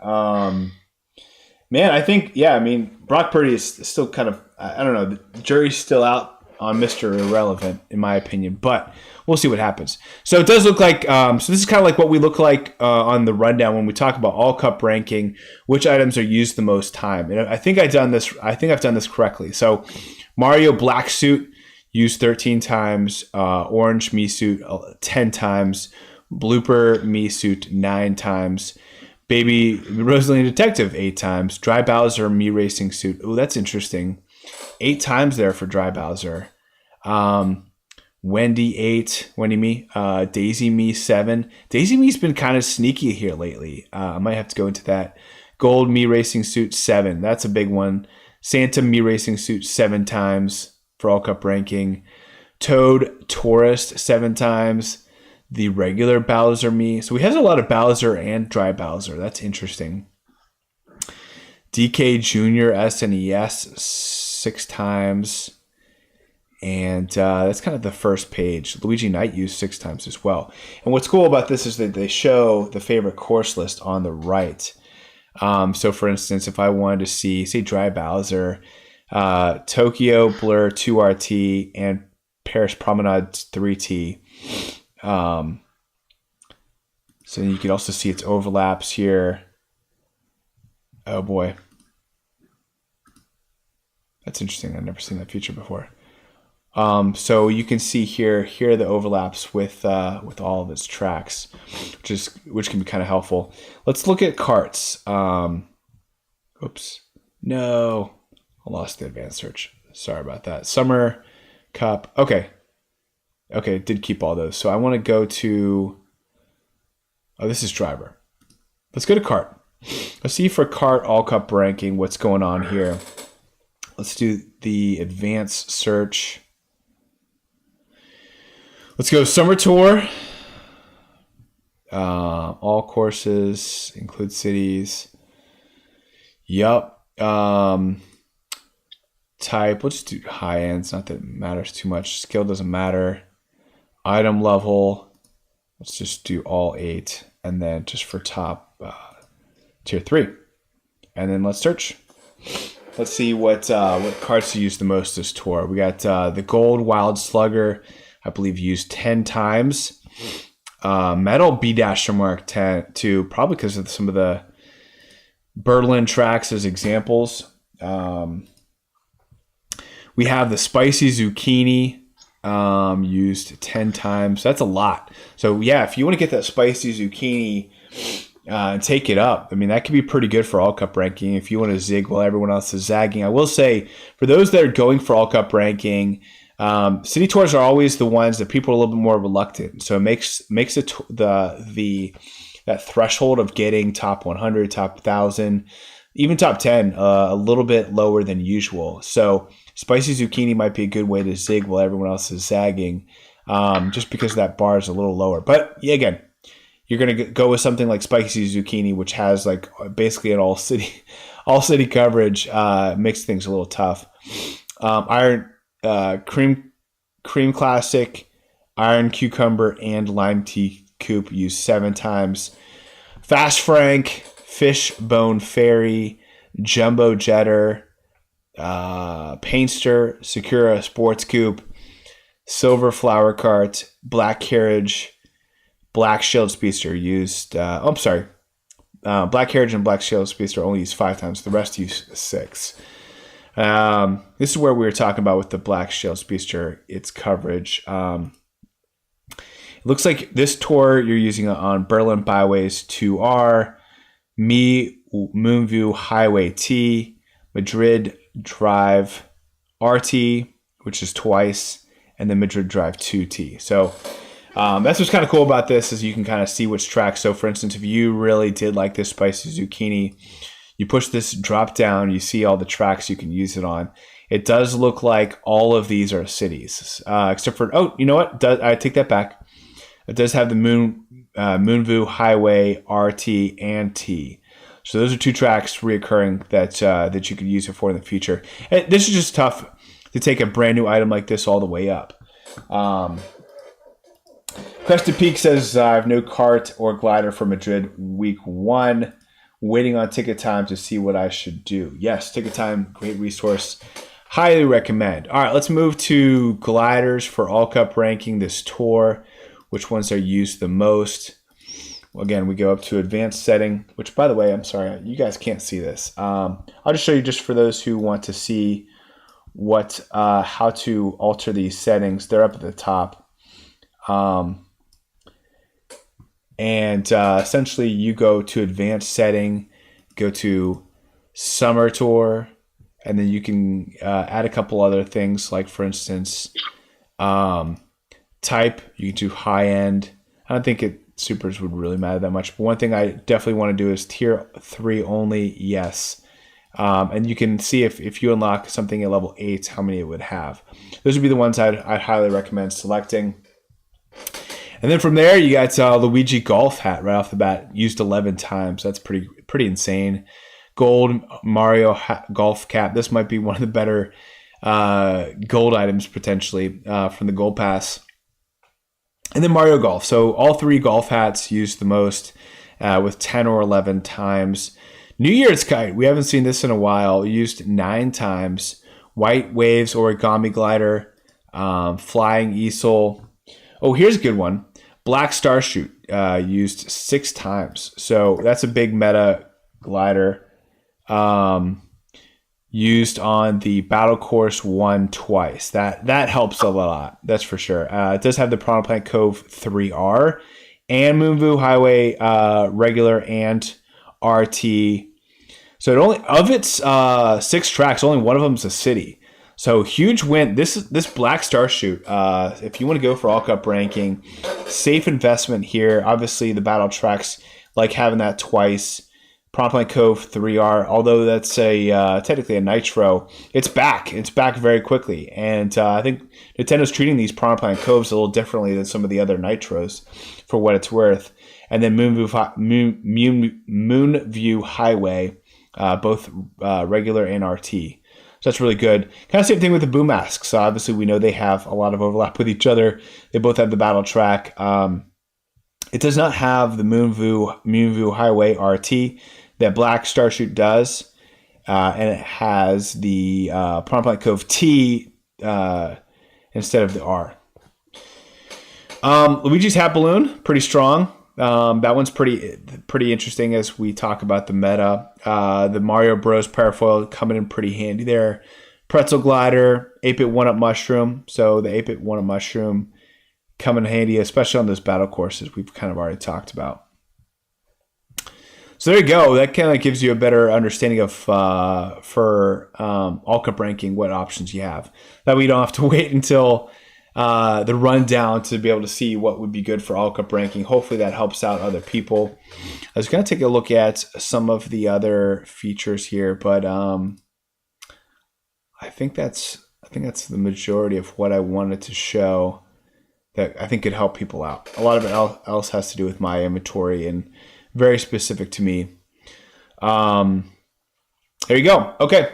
So that was kind of concludes some of what we were going to talk about with the toolbox. We got into the Spotlight Shop. We got some multiplayer stuff going on. Good. So I think at this point in time, I might just try to, I got about 30 minutes here probably before my sons wake up. I'll do some grinding here with Madrid Drive. Let's go into, I will want to see now that we have this to see if maybe perhaps the MKT, I'm sorry, not to see if the DKRE spreadsheet is available. So give me a second. I'm going to check to see. It does not look like it is available at this point, which is not a big deal. We'll get it here soon. All right. So I'm just going to have some fun here on Madrid Drive, and you guys can enjoy potentially. I don't know if I'm going to invest in a card. I'm trying not to blow tickets on something, but this Armored Rider is definitely intriguing. Like you said, it's a city tour, so one might not want to invest in things for that reason, but I don't know. Lately, with the cities are coming back more. Still not a lot. There's so many cities. Like now, for example, we have Paris 3. We haven't had. We've had Paris 2, Paris 1, but we haven't had Paris 3 for a really long time. So it's not like even if they bring back cities more, I don't know how much of a difference that will be. You gave credit before. I like that to the metal city racer. Yeah. Yep. And I'm a fan of the city racers. They got a minimally viable hitbox. Very good one. And on cities, they have, I feel like in so many courses, you're just going to have one of them. I happened to, and didn't know it was going to be so much in this tour because of Berlin. I happened to bring, get for 100 rubies, the metal city racer in the last tour, believe it or not. Made it level 5 double capped. And for little reason, it turned out, because I did not get top 3, but that's okay.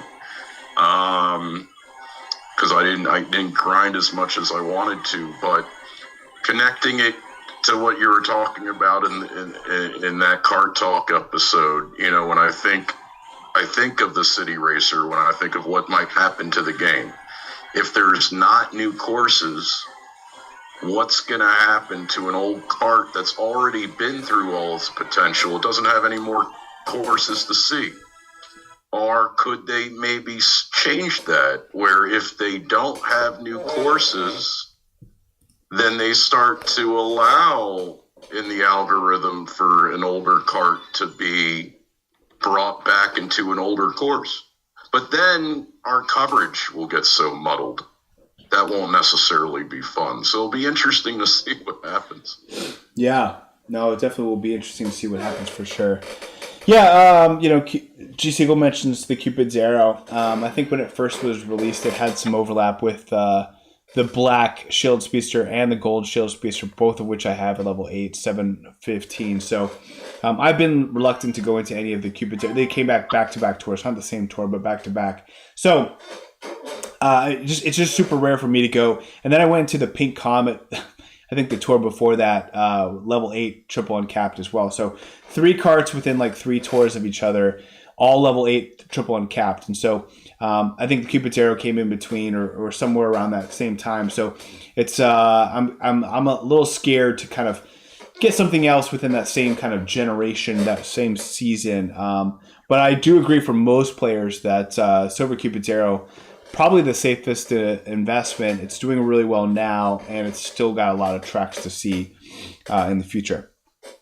So that was Madrid Drive.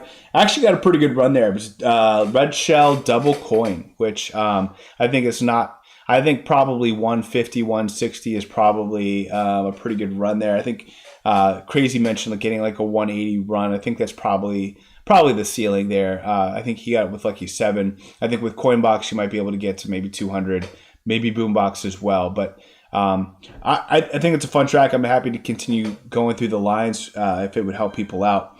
Or I could try to Boombox with Los Angeles Laps 3. So let me know what your thoughts are. I'm happy to spend time with whatever you guys want. Let me know in the chat what you prefer. Actually, I think I could do a poll. The Boombox on Los Angeles Laps 3, I think it's a lot of fun. I think it's kind of a lot of fun too. It's been a while. You have the baseball stadium, all those coins there. There seems to always be a coin box in that starting little tight alley before you go up to the ramp over the baseball stadium. I think there's a lot of coin boxers. I think you might be able to get like 3. Yeah, there's definitely 2 in that second shelf. We talked about that earlier. So there's definitely 2, but certainly one from the bottom shelf could be pulled up into it. I mean, it's been a while since I've actually boomboxed, because when I go for All Cup ranking and I have a boomer, there were like last tour was not a huge boomboxing tour, so I'm actually pretty excited about doing it. G Single said Wiggler Me got Moonview Highway N, which is very useful. Didn't have any plus skill me's there before. That's awesome. Okay, thank you for sharing that, G Siegel. That's really helpful information. Yeah, Wiggler Me, I invested in it early, and it just, I don't know, it had like it's had a weird buffing cycle. I would have expected more great tracks from it, but if it got this track, that's a huge bonus. That gets me excited. So let's do that. Let's just do a little bit of boomboxing and have some fun. I have a pretty set lineup here, meaning that I'm probably not going to invest any more in this. Whereas, like, I don't know if I would throw another ticket. Okay, so we do have the question block head. I don't know if I'll throw any tickets at Silver, Cupid's Arrow, or the Armored Rider. But if I did, like, I don't know if I'd want to spend more time on Madrid with you guys now, if that would be the case. But whereas this is my lineup, like, I'm definitely not throwing any tickets at anything here, which is like when I'm doing rank, that's kind of my priorities. Like, I stick with hold on, I stick with items that I know that I'm not going to be investing anymore, because I hate to come back and do another run. Now this is actually a great, you saw that getting that baseball coin outline. Oh, geez, did I really drop combo? That baseball coin, that's really good for boomboxing. I guess not boomboxing, just boomeranging.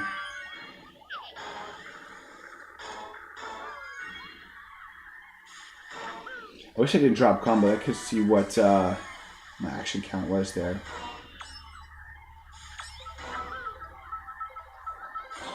It's definitely not a boombox.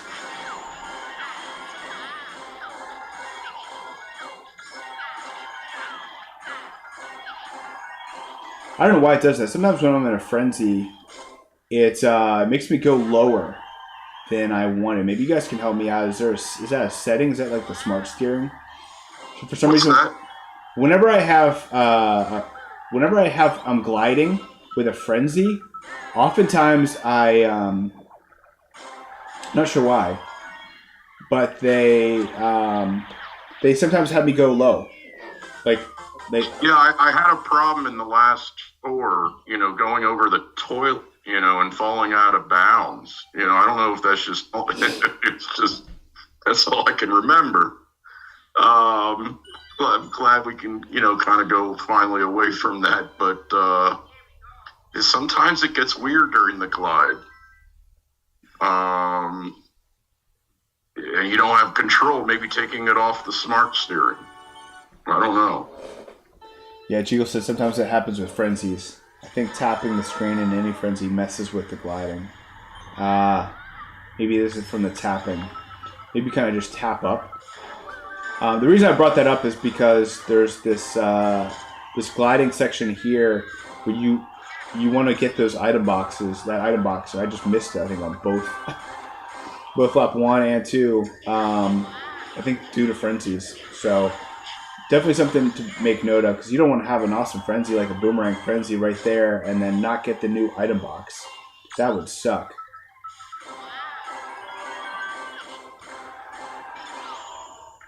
Yeah. Yo, what's up, Steady? How's it going? Hey, Neo. No. I remember your guys' Steady. episodes in the DR, right? Yeah, Neo and I were able to connect while I was in Punta Cana. But this is Steady. Steady's a different person. I have actually, I don't think I've ever met Steady in any format. So excited, especially if you're a new player. Hopefully you're enjoying the channel. Thanks for coming. We don't normally start as early as we did, but we've just finished, I think, hour 3, and a couple of minutes over already. So G-Seal says when he stops tapping the screen, he's able to regain normal control. Interesting. Well, to be able to get the frenzy action, you have to tap the screen. I just wonder if you can tap up, if you can do a. I know sometimes you try to tap faster, but it doesn't matter because you can only tap. It can only register so many times within a certain period of time. So maybe just maybe just do a little more of a drag than a tap. Oh, no coin boxes here. I want to get like a double coin. I want 2 coin boxers in my lobby before I start to do my.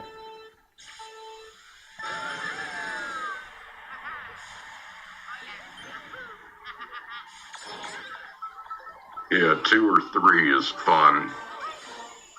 What's the most coin boxers have you ever had? Have you ever had like 6? I think I've had 5. Maybe like had 5 a few times. I think I've had 5 a few times. I don't think I ever had 6. I think like wow, 5. It's just so much fun to see when that comes up. For sure. I think it was like a Sunset Wow. I'm trying to remember what track it was that I had 5.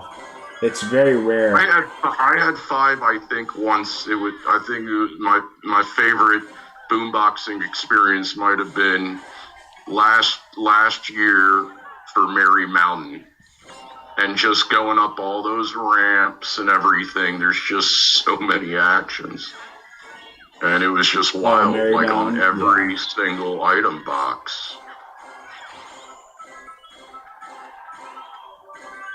I think, one of those courses where it's possible to get, I don't know if you've ever gotten over 300 actions Studfit on a course.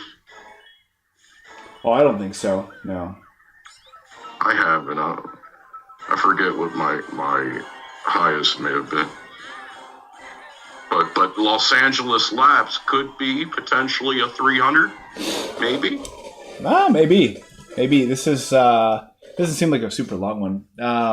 G Siegel says just a helpful tip if you're trying to fall faster to the ground. If you're gliding up in a coin box frenzy, stop tapping the screen temporarily to get down easier. That's a good point. Typically if I have a coin box frenzy in the sky, I do stop tapping. I quickly put my finger in the middle of the screen and then swipe up so that it goes down. And I just I don't tap. I swipe. I swipe hard. Sometimes I swipe, move my thumb from the middle down, or move it up very, very quickly, multiple times.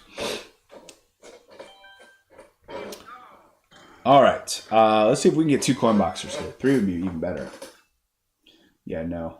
There's some point in time where I think my lobby becomes as easy as I want it to be, or absolutely need to it as a minimum. After 2 or 3 runs.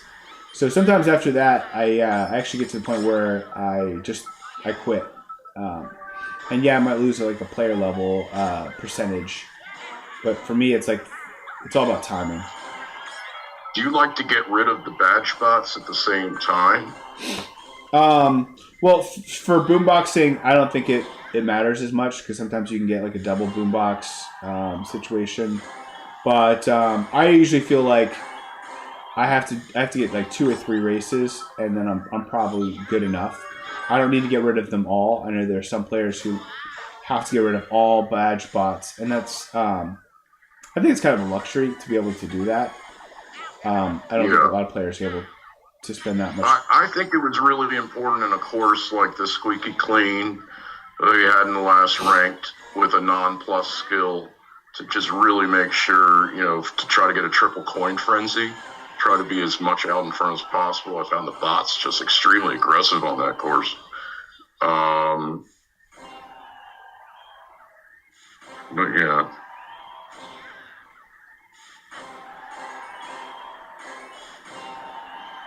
This is my lobby, so I'm just trying to finish first.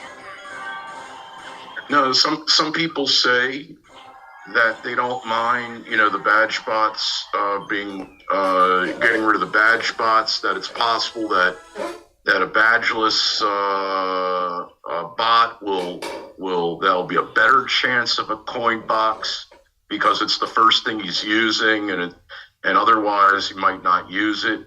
I personally, after doing this, we've been doing this for a while with the boomboxing now, I seem to tend to lean towards liking the badge bots more myself with the boomboxing. I feel like more coin boxes come up than the badgeless. That's just my personal, I could be wrong. That's just my feel. I think it's fair. The thing is, because they have more chances to get a coin box.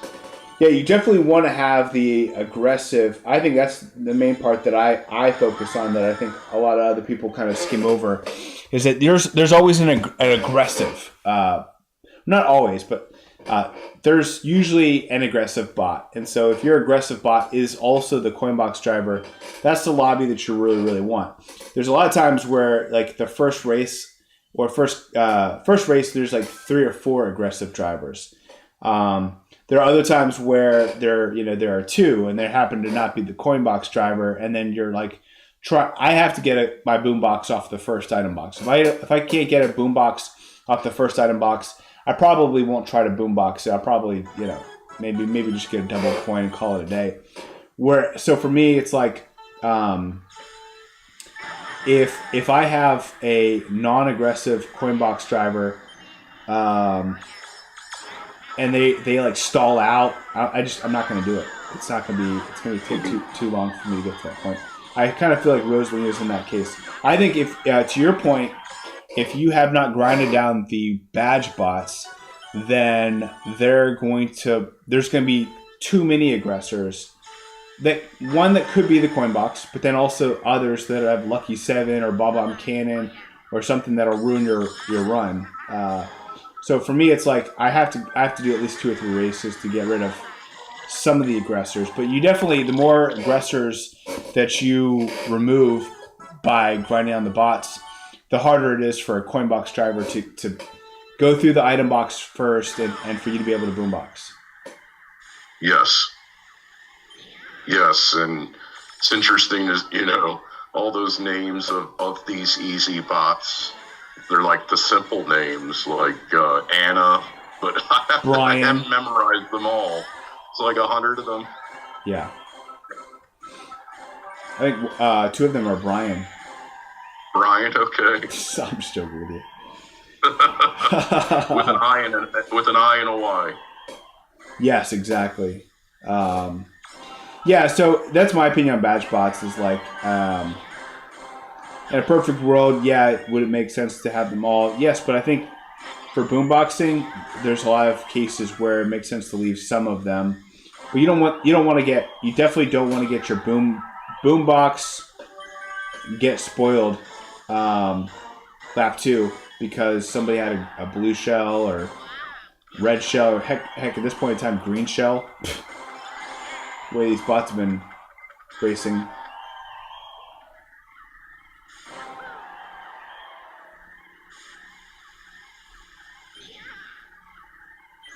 I forgot about that jump boost. You can jump boost off that little stadium number.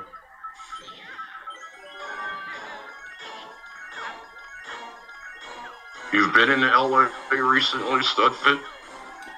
No, I haven't been in LA since probably 2009, 2010.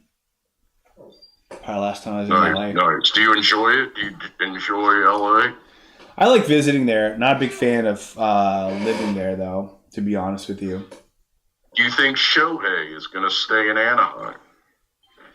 Who? Shohei Ohtani. What is that? Is that the pitcher? No, he plays for. He's the pitcher and hitter from Japan for the Anaheim Angels. Yeah, and they're saying he could be the first person in sports to have like a half a $1 billion contract. I mean, he's definitely worth it. I think he's revolutionizing the game.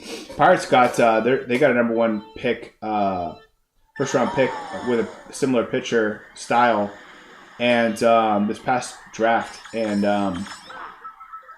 we're pretty excited about it. But it's going to be. It's all hypothetical at this point in time compared to Ohtani, who's an absolute beast right now. So yeah, I could see Anaheim not being able to keep him if he does get that much. But I think he's on contract for another 2 or 3 years, right? I forget exactly the specifics of his contract, but again, there's the issue with the economic disparity in baseball. You don't even have to worry about in football, where it's like he will likely head to a big market team. And we're from cities like Pittsburgh and Baltimore and Richmond, right, where we appreciate the smaller markets being able to compete. I can appreciate we live in a capitalistic society where there's no rules that say it's to the best go the spoils, but I believe maybe that sports owes it to the fans to create perhaps an even level playing field even still. But in baseball, they just don't want to do it like that right now. By the way, Brian, I just got an absolute insane boombox frenzy. Oh, sweet. Something like 57 coins is what it said because of the baseball. Now, I haven't got no frenzy since, but...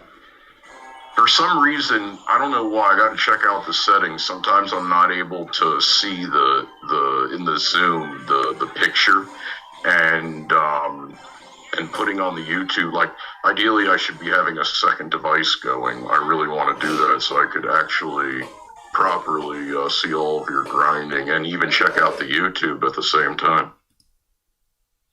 Tyler Burbank says he thinks Ohani will go to San Francisco for a hot take. I can see that happening.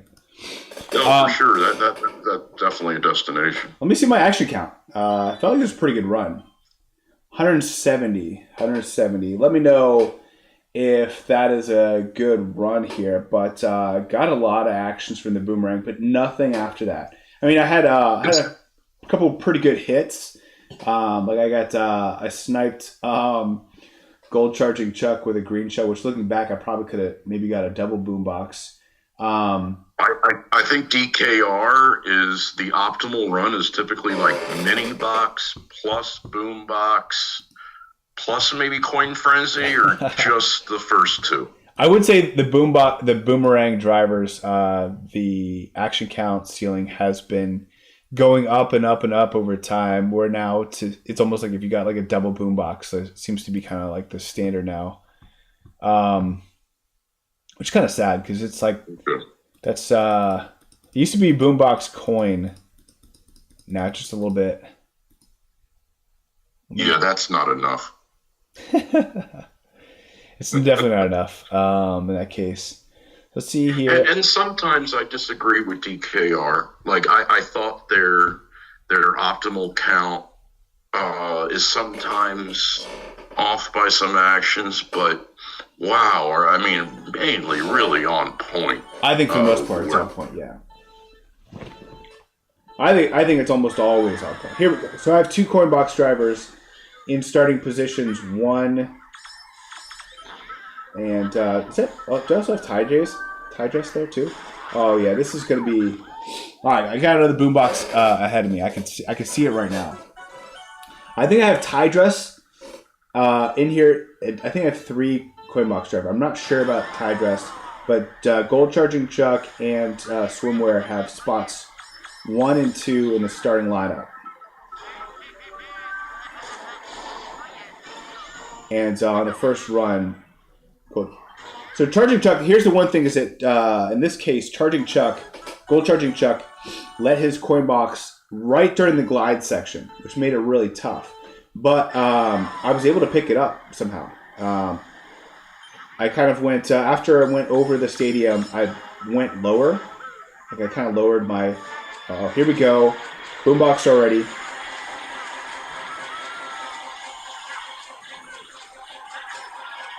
Have you ever been to a baseball game in 61 coins there. That's crazy. Oh, sweet. I miss going to baseball games in the States. Yeah, I love going to baseball games. I've been to Camden Yards before. I think PNC Park is the best stadium in National Football League. Oh, it's at least one of the best. They say really great things always about PNC.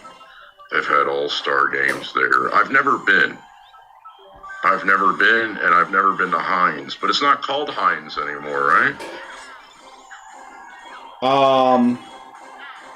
It is. It's not called Heinz anymore, but that was for football. You're talking about? Yeah. Yeah, it's. Oh gosh, missed the coin there. Just hold on to this. Decent run here. I almost feel like I should start over with the way that Rosalina Swimwear and Gold Charging Chuck were both there. Here are those guys. Sauna hype. Gee, morning. Just woke up. Is Sauna here? Is that what you're saying? Or just saying hello to Sauna, who's not here? That's fine too. I was trying to see if they're... No, okay. So this is great Studfit, for our time over here. When you go on a couple hours early, I got like a whole day ahead of me now. There you go. Yeah, I'm starting to hit a wall. I'm starting to get tired. I feel like now I should go to bed. But I'll take a little nap later. But I got 162 actions, but it didn't beat my last run, which is interesting. Got a lot of coins there. Gold Charging Chuck has just been spitting them out, dude. I'll go back into it. I think Rosalina was not Rosalina Swimwear. I think it was just regular Rosalina. But I think Gold Charging Chuck is like the aggressor here, which again we kind of talked about that. You're kind of looking for that.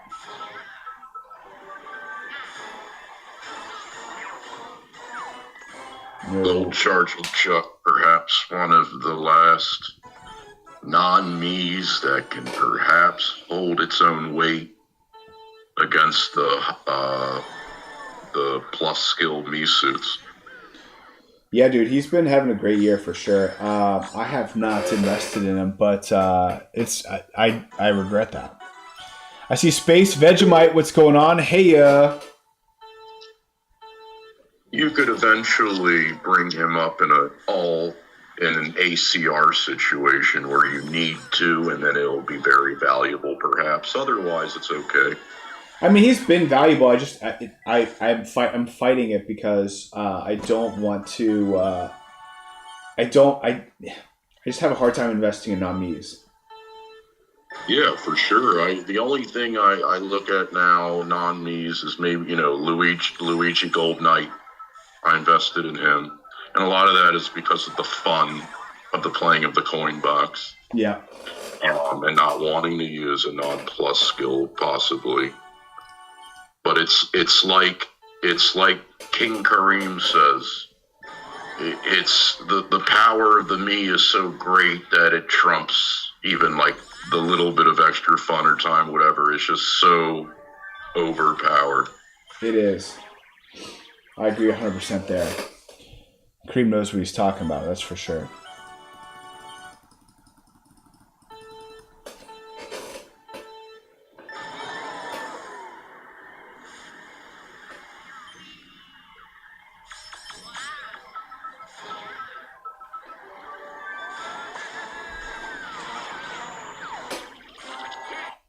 Starting to hear some footprints pitter-patter upstairs, so I might have to run here soon. But this has been fun. I'm glad I decided to start recording a little earlier. Nice. Is the family enjoying the rest of the summer? Yeah, so my job there is we have a pretty hard deadline to be able to submit the groups that we work with. To CMS deadline, which is like basically whoever pays for Medicare and Medicaid. They have a hard deadline of August 1st, so we didn't do a lot of traveling or anything crazy over the summer. We did, I think for July 4th, we went just down to Virginia Beach, but we went down to the Outer Banks, as you know, for last tour, and then I'll be. We have my wife's birthday is Wednesday, and my son's birthdays are September 19th and 27th. So we have some trips planned just mostly just like on the East Coast, just getting to the beach or whatever. I will say this upcoming weekend, I have a big trip, not a big trip, but that I think you'd be excited about. So I've been in this fantasy football guillotine league. Really interesting. So essentially, you start with 18 teams. Then every week, one team is eliminated, like completely eliminated, and their players that are on their team now enter free agency. So think about that. So every one of their players, and usually there's like early in the season, one or two players that you might want to pick up. You have a free agent budget that you can spend, and you're doing blind bidding. And so typically, early in the season, you want like one or two of the players. As the season goes on, you really want. I got boomerang. Let's see what happens here. It's rotisserie or head to head. It's not. It's none of that. Everybody. So every week. Every week, the lowest team that scores that week is eliminated. Meaning, like you could be like first place week 1, 2, 3, 4, 5. And then week 6, you're the lowest scoring team. So it gets rid of the head-to-head matchup, which I like. That's kind of like closer to baseball fantasy a little bit.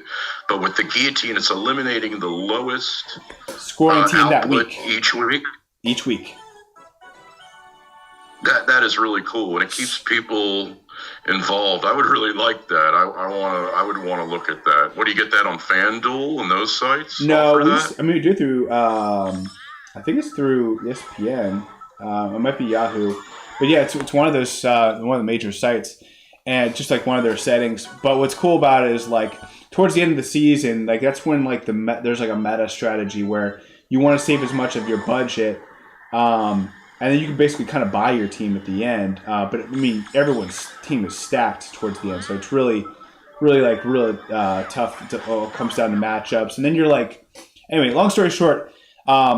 We're actually going to myself and 17 other guys are going to be going to this lake house this weekend, and we'll be playing golf on Saturday morning, and then we'll have this draft on Saturday night. So I'm pretty stoked about that. This will be the first time we've done this, and so that'll be a lot of fun. So hopefully we'll be doing the rundown. I think I'll be recording Friday morning, and I'll have to see if we can either release it after we record it and just like around noon or whatever. I'd be in the car, that way I can kind of chat with you guys, but it won't be at its normal time, that's for sure. You don't want to dress as Luigi Golfer during this round, like perhaps, I could. If you get into a bad bet with somebody in the community on something. And, it's such a good driver, too. Like, of all the non-me and non-plus skills, like, that's one of the best this year. Is it? I don't know if you have such a category in your awards every year. Is a non-me, non-plus skill most valuable? Could be Luigi Golfer. Oh. Maybe we should have someone nominate that category. That sounds like a pretty sweet category. Yeah, because they got to get credit too. I mean, like, I guess for multiplayer, like, who's getting these things? Who's getting the small carts? I got to think it got to be for, like, the multiplayer, that there's, like, a bigger market there than I think or something. And you guys touch on this on the rundown sometimes. Like, what's the point of all, certain carts and things? Yeah, for sure. By the way, shout out to Draco655. How you doing, man? Let me know what you think about the new tour. Do you like it so far? What are your thoughts on the Madrid 1 versus 2?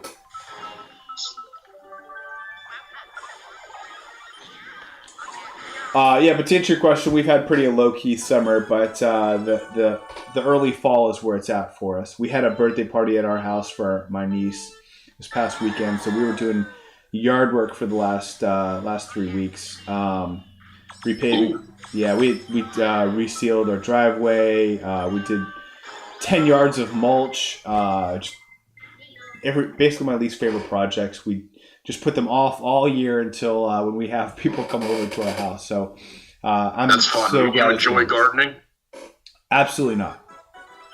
Absolutely not. Yeah. I hate it. My wife has the green thumb, and she likes growing stuff. She grows cucumbers, which I love eating. I love cucumbers. Little fun fact there. Thank goodness. I eat it in congratulations to all of them on their birthdays coming up. Have a fun time on those trips. Thank you, sir. Draco says, I'm this tour looking boring. I'm sorry, haha. Madrid 1 is fun, but that's it for me. I will enjoy saving for top 10. And you Studfit. So Draco sounds like he's going to go for top 10 here in the very near future. We had a lot of phenomenal drivers that are part of ER go for top 10 this last tour, including Wootmoo. I think Kanye East was in the running. I'm trying to remember Rashid, and then two IFR, some French drivers as well. So definitely really proud of all 4 of those guys. 40% of the top 10, that's pretty crazy.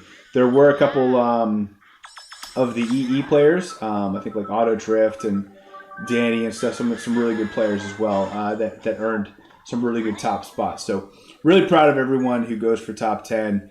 Like I said, I'm kind of quasi-saving. I know with my account, I don't need to save as much to others for when they need to splurge. But for me, it's about timing. This was one of the tours. The vacation tour is one of the tours I spent the least amount of time. One, because we were on vacation and traveling a lot and everything. And then getting ready for this birthday party. There was no time on the weekends. And then, of course, the actual party definitely was a really busy last tour. So pretty, for me, it's all about timing. My account, I think I could probably do it most tours if I wanted to, if I had the time, but I really don't have the time.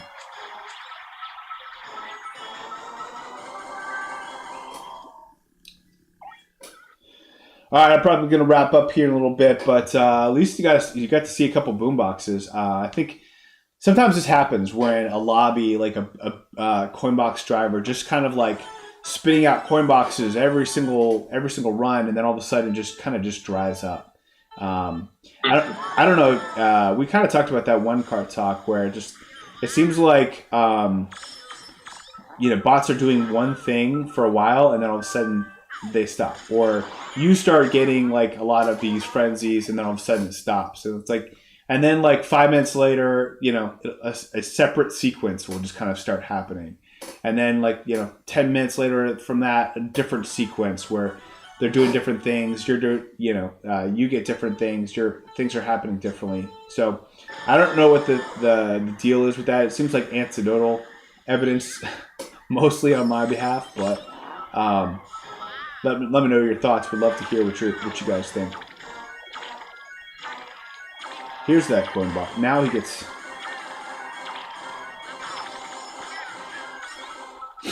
Definitely trying to pull up every time that I go through that. Another one.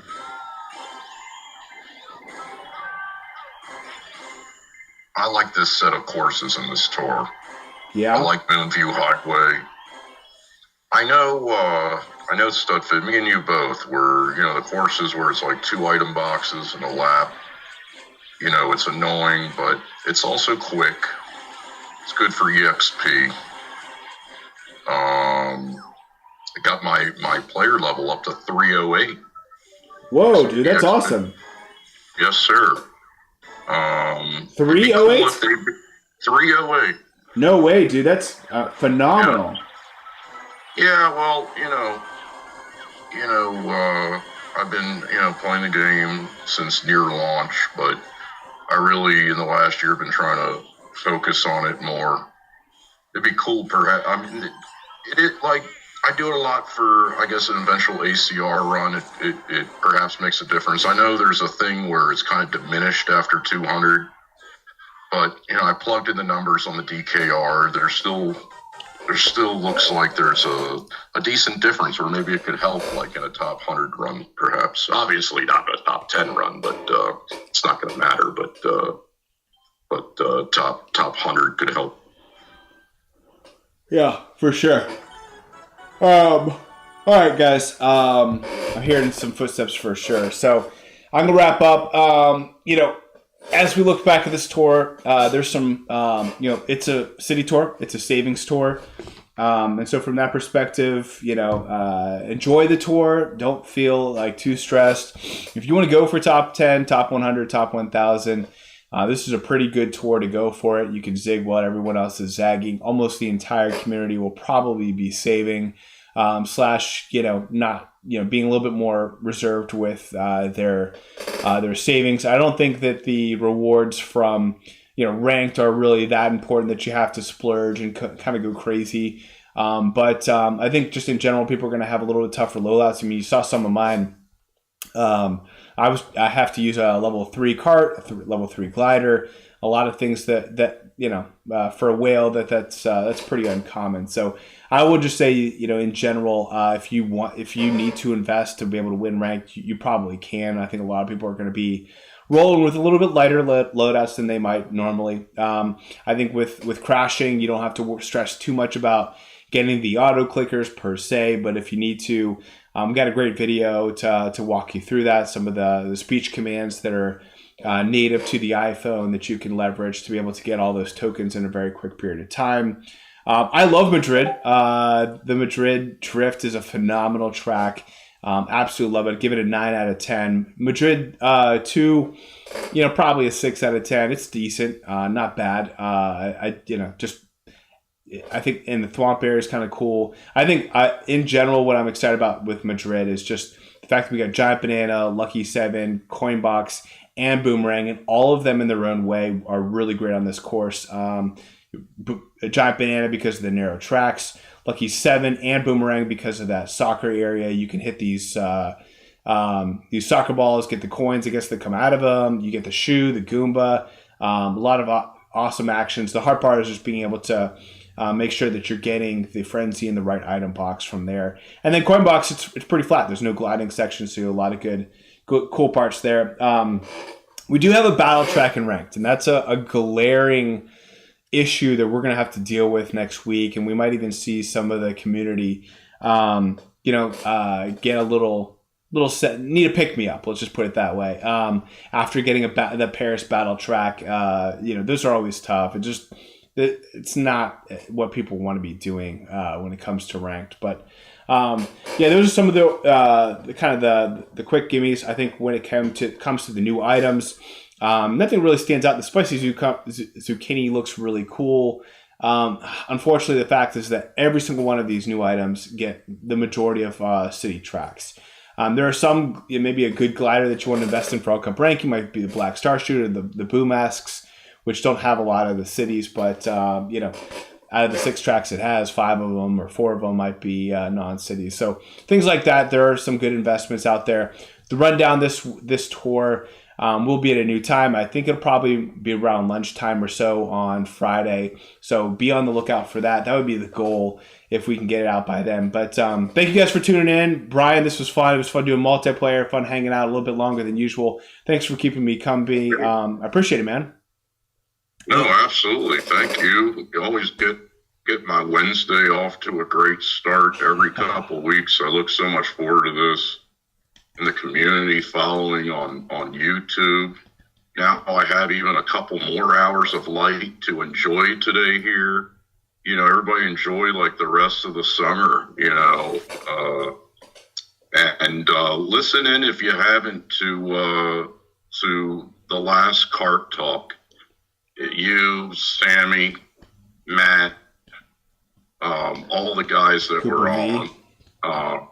It was incredible to Koopa V. I'm starting to follow him. Wow, what cool stuff you guys do together.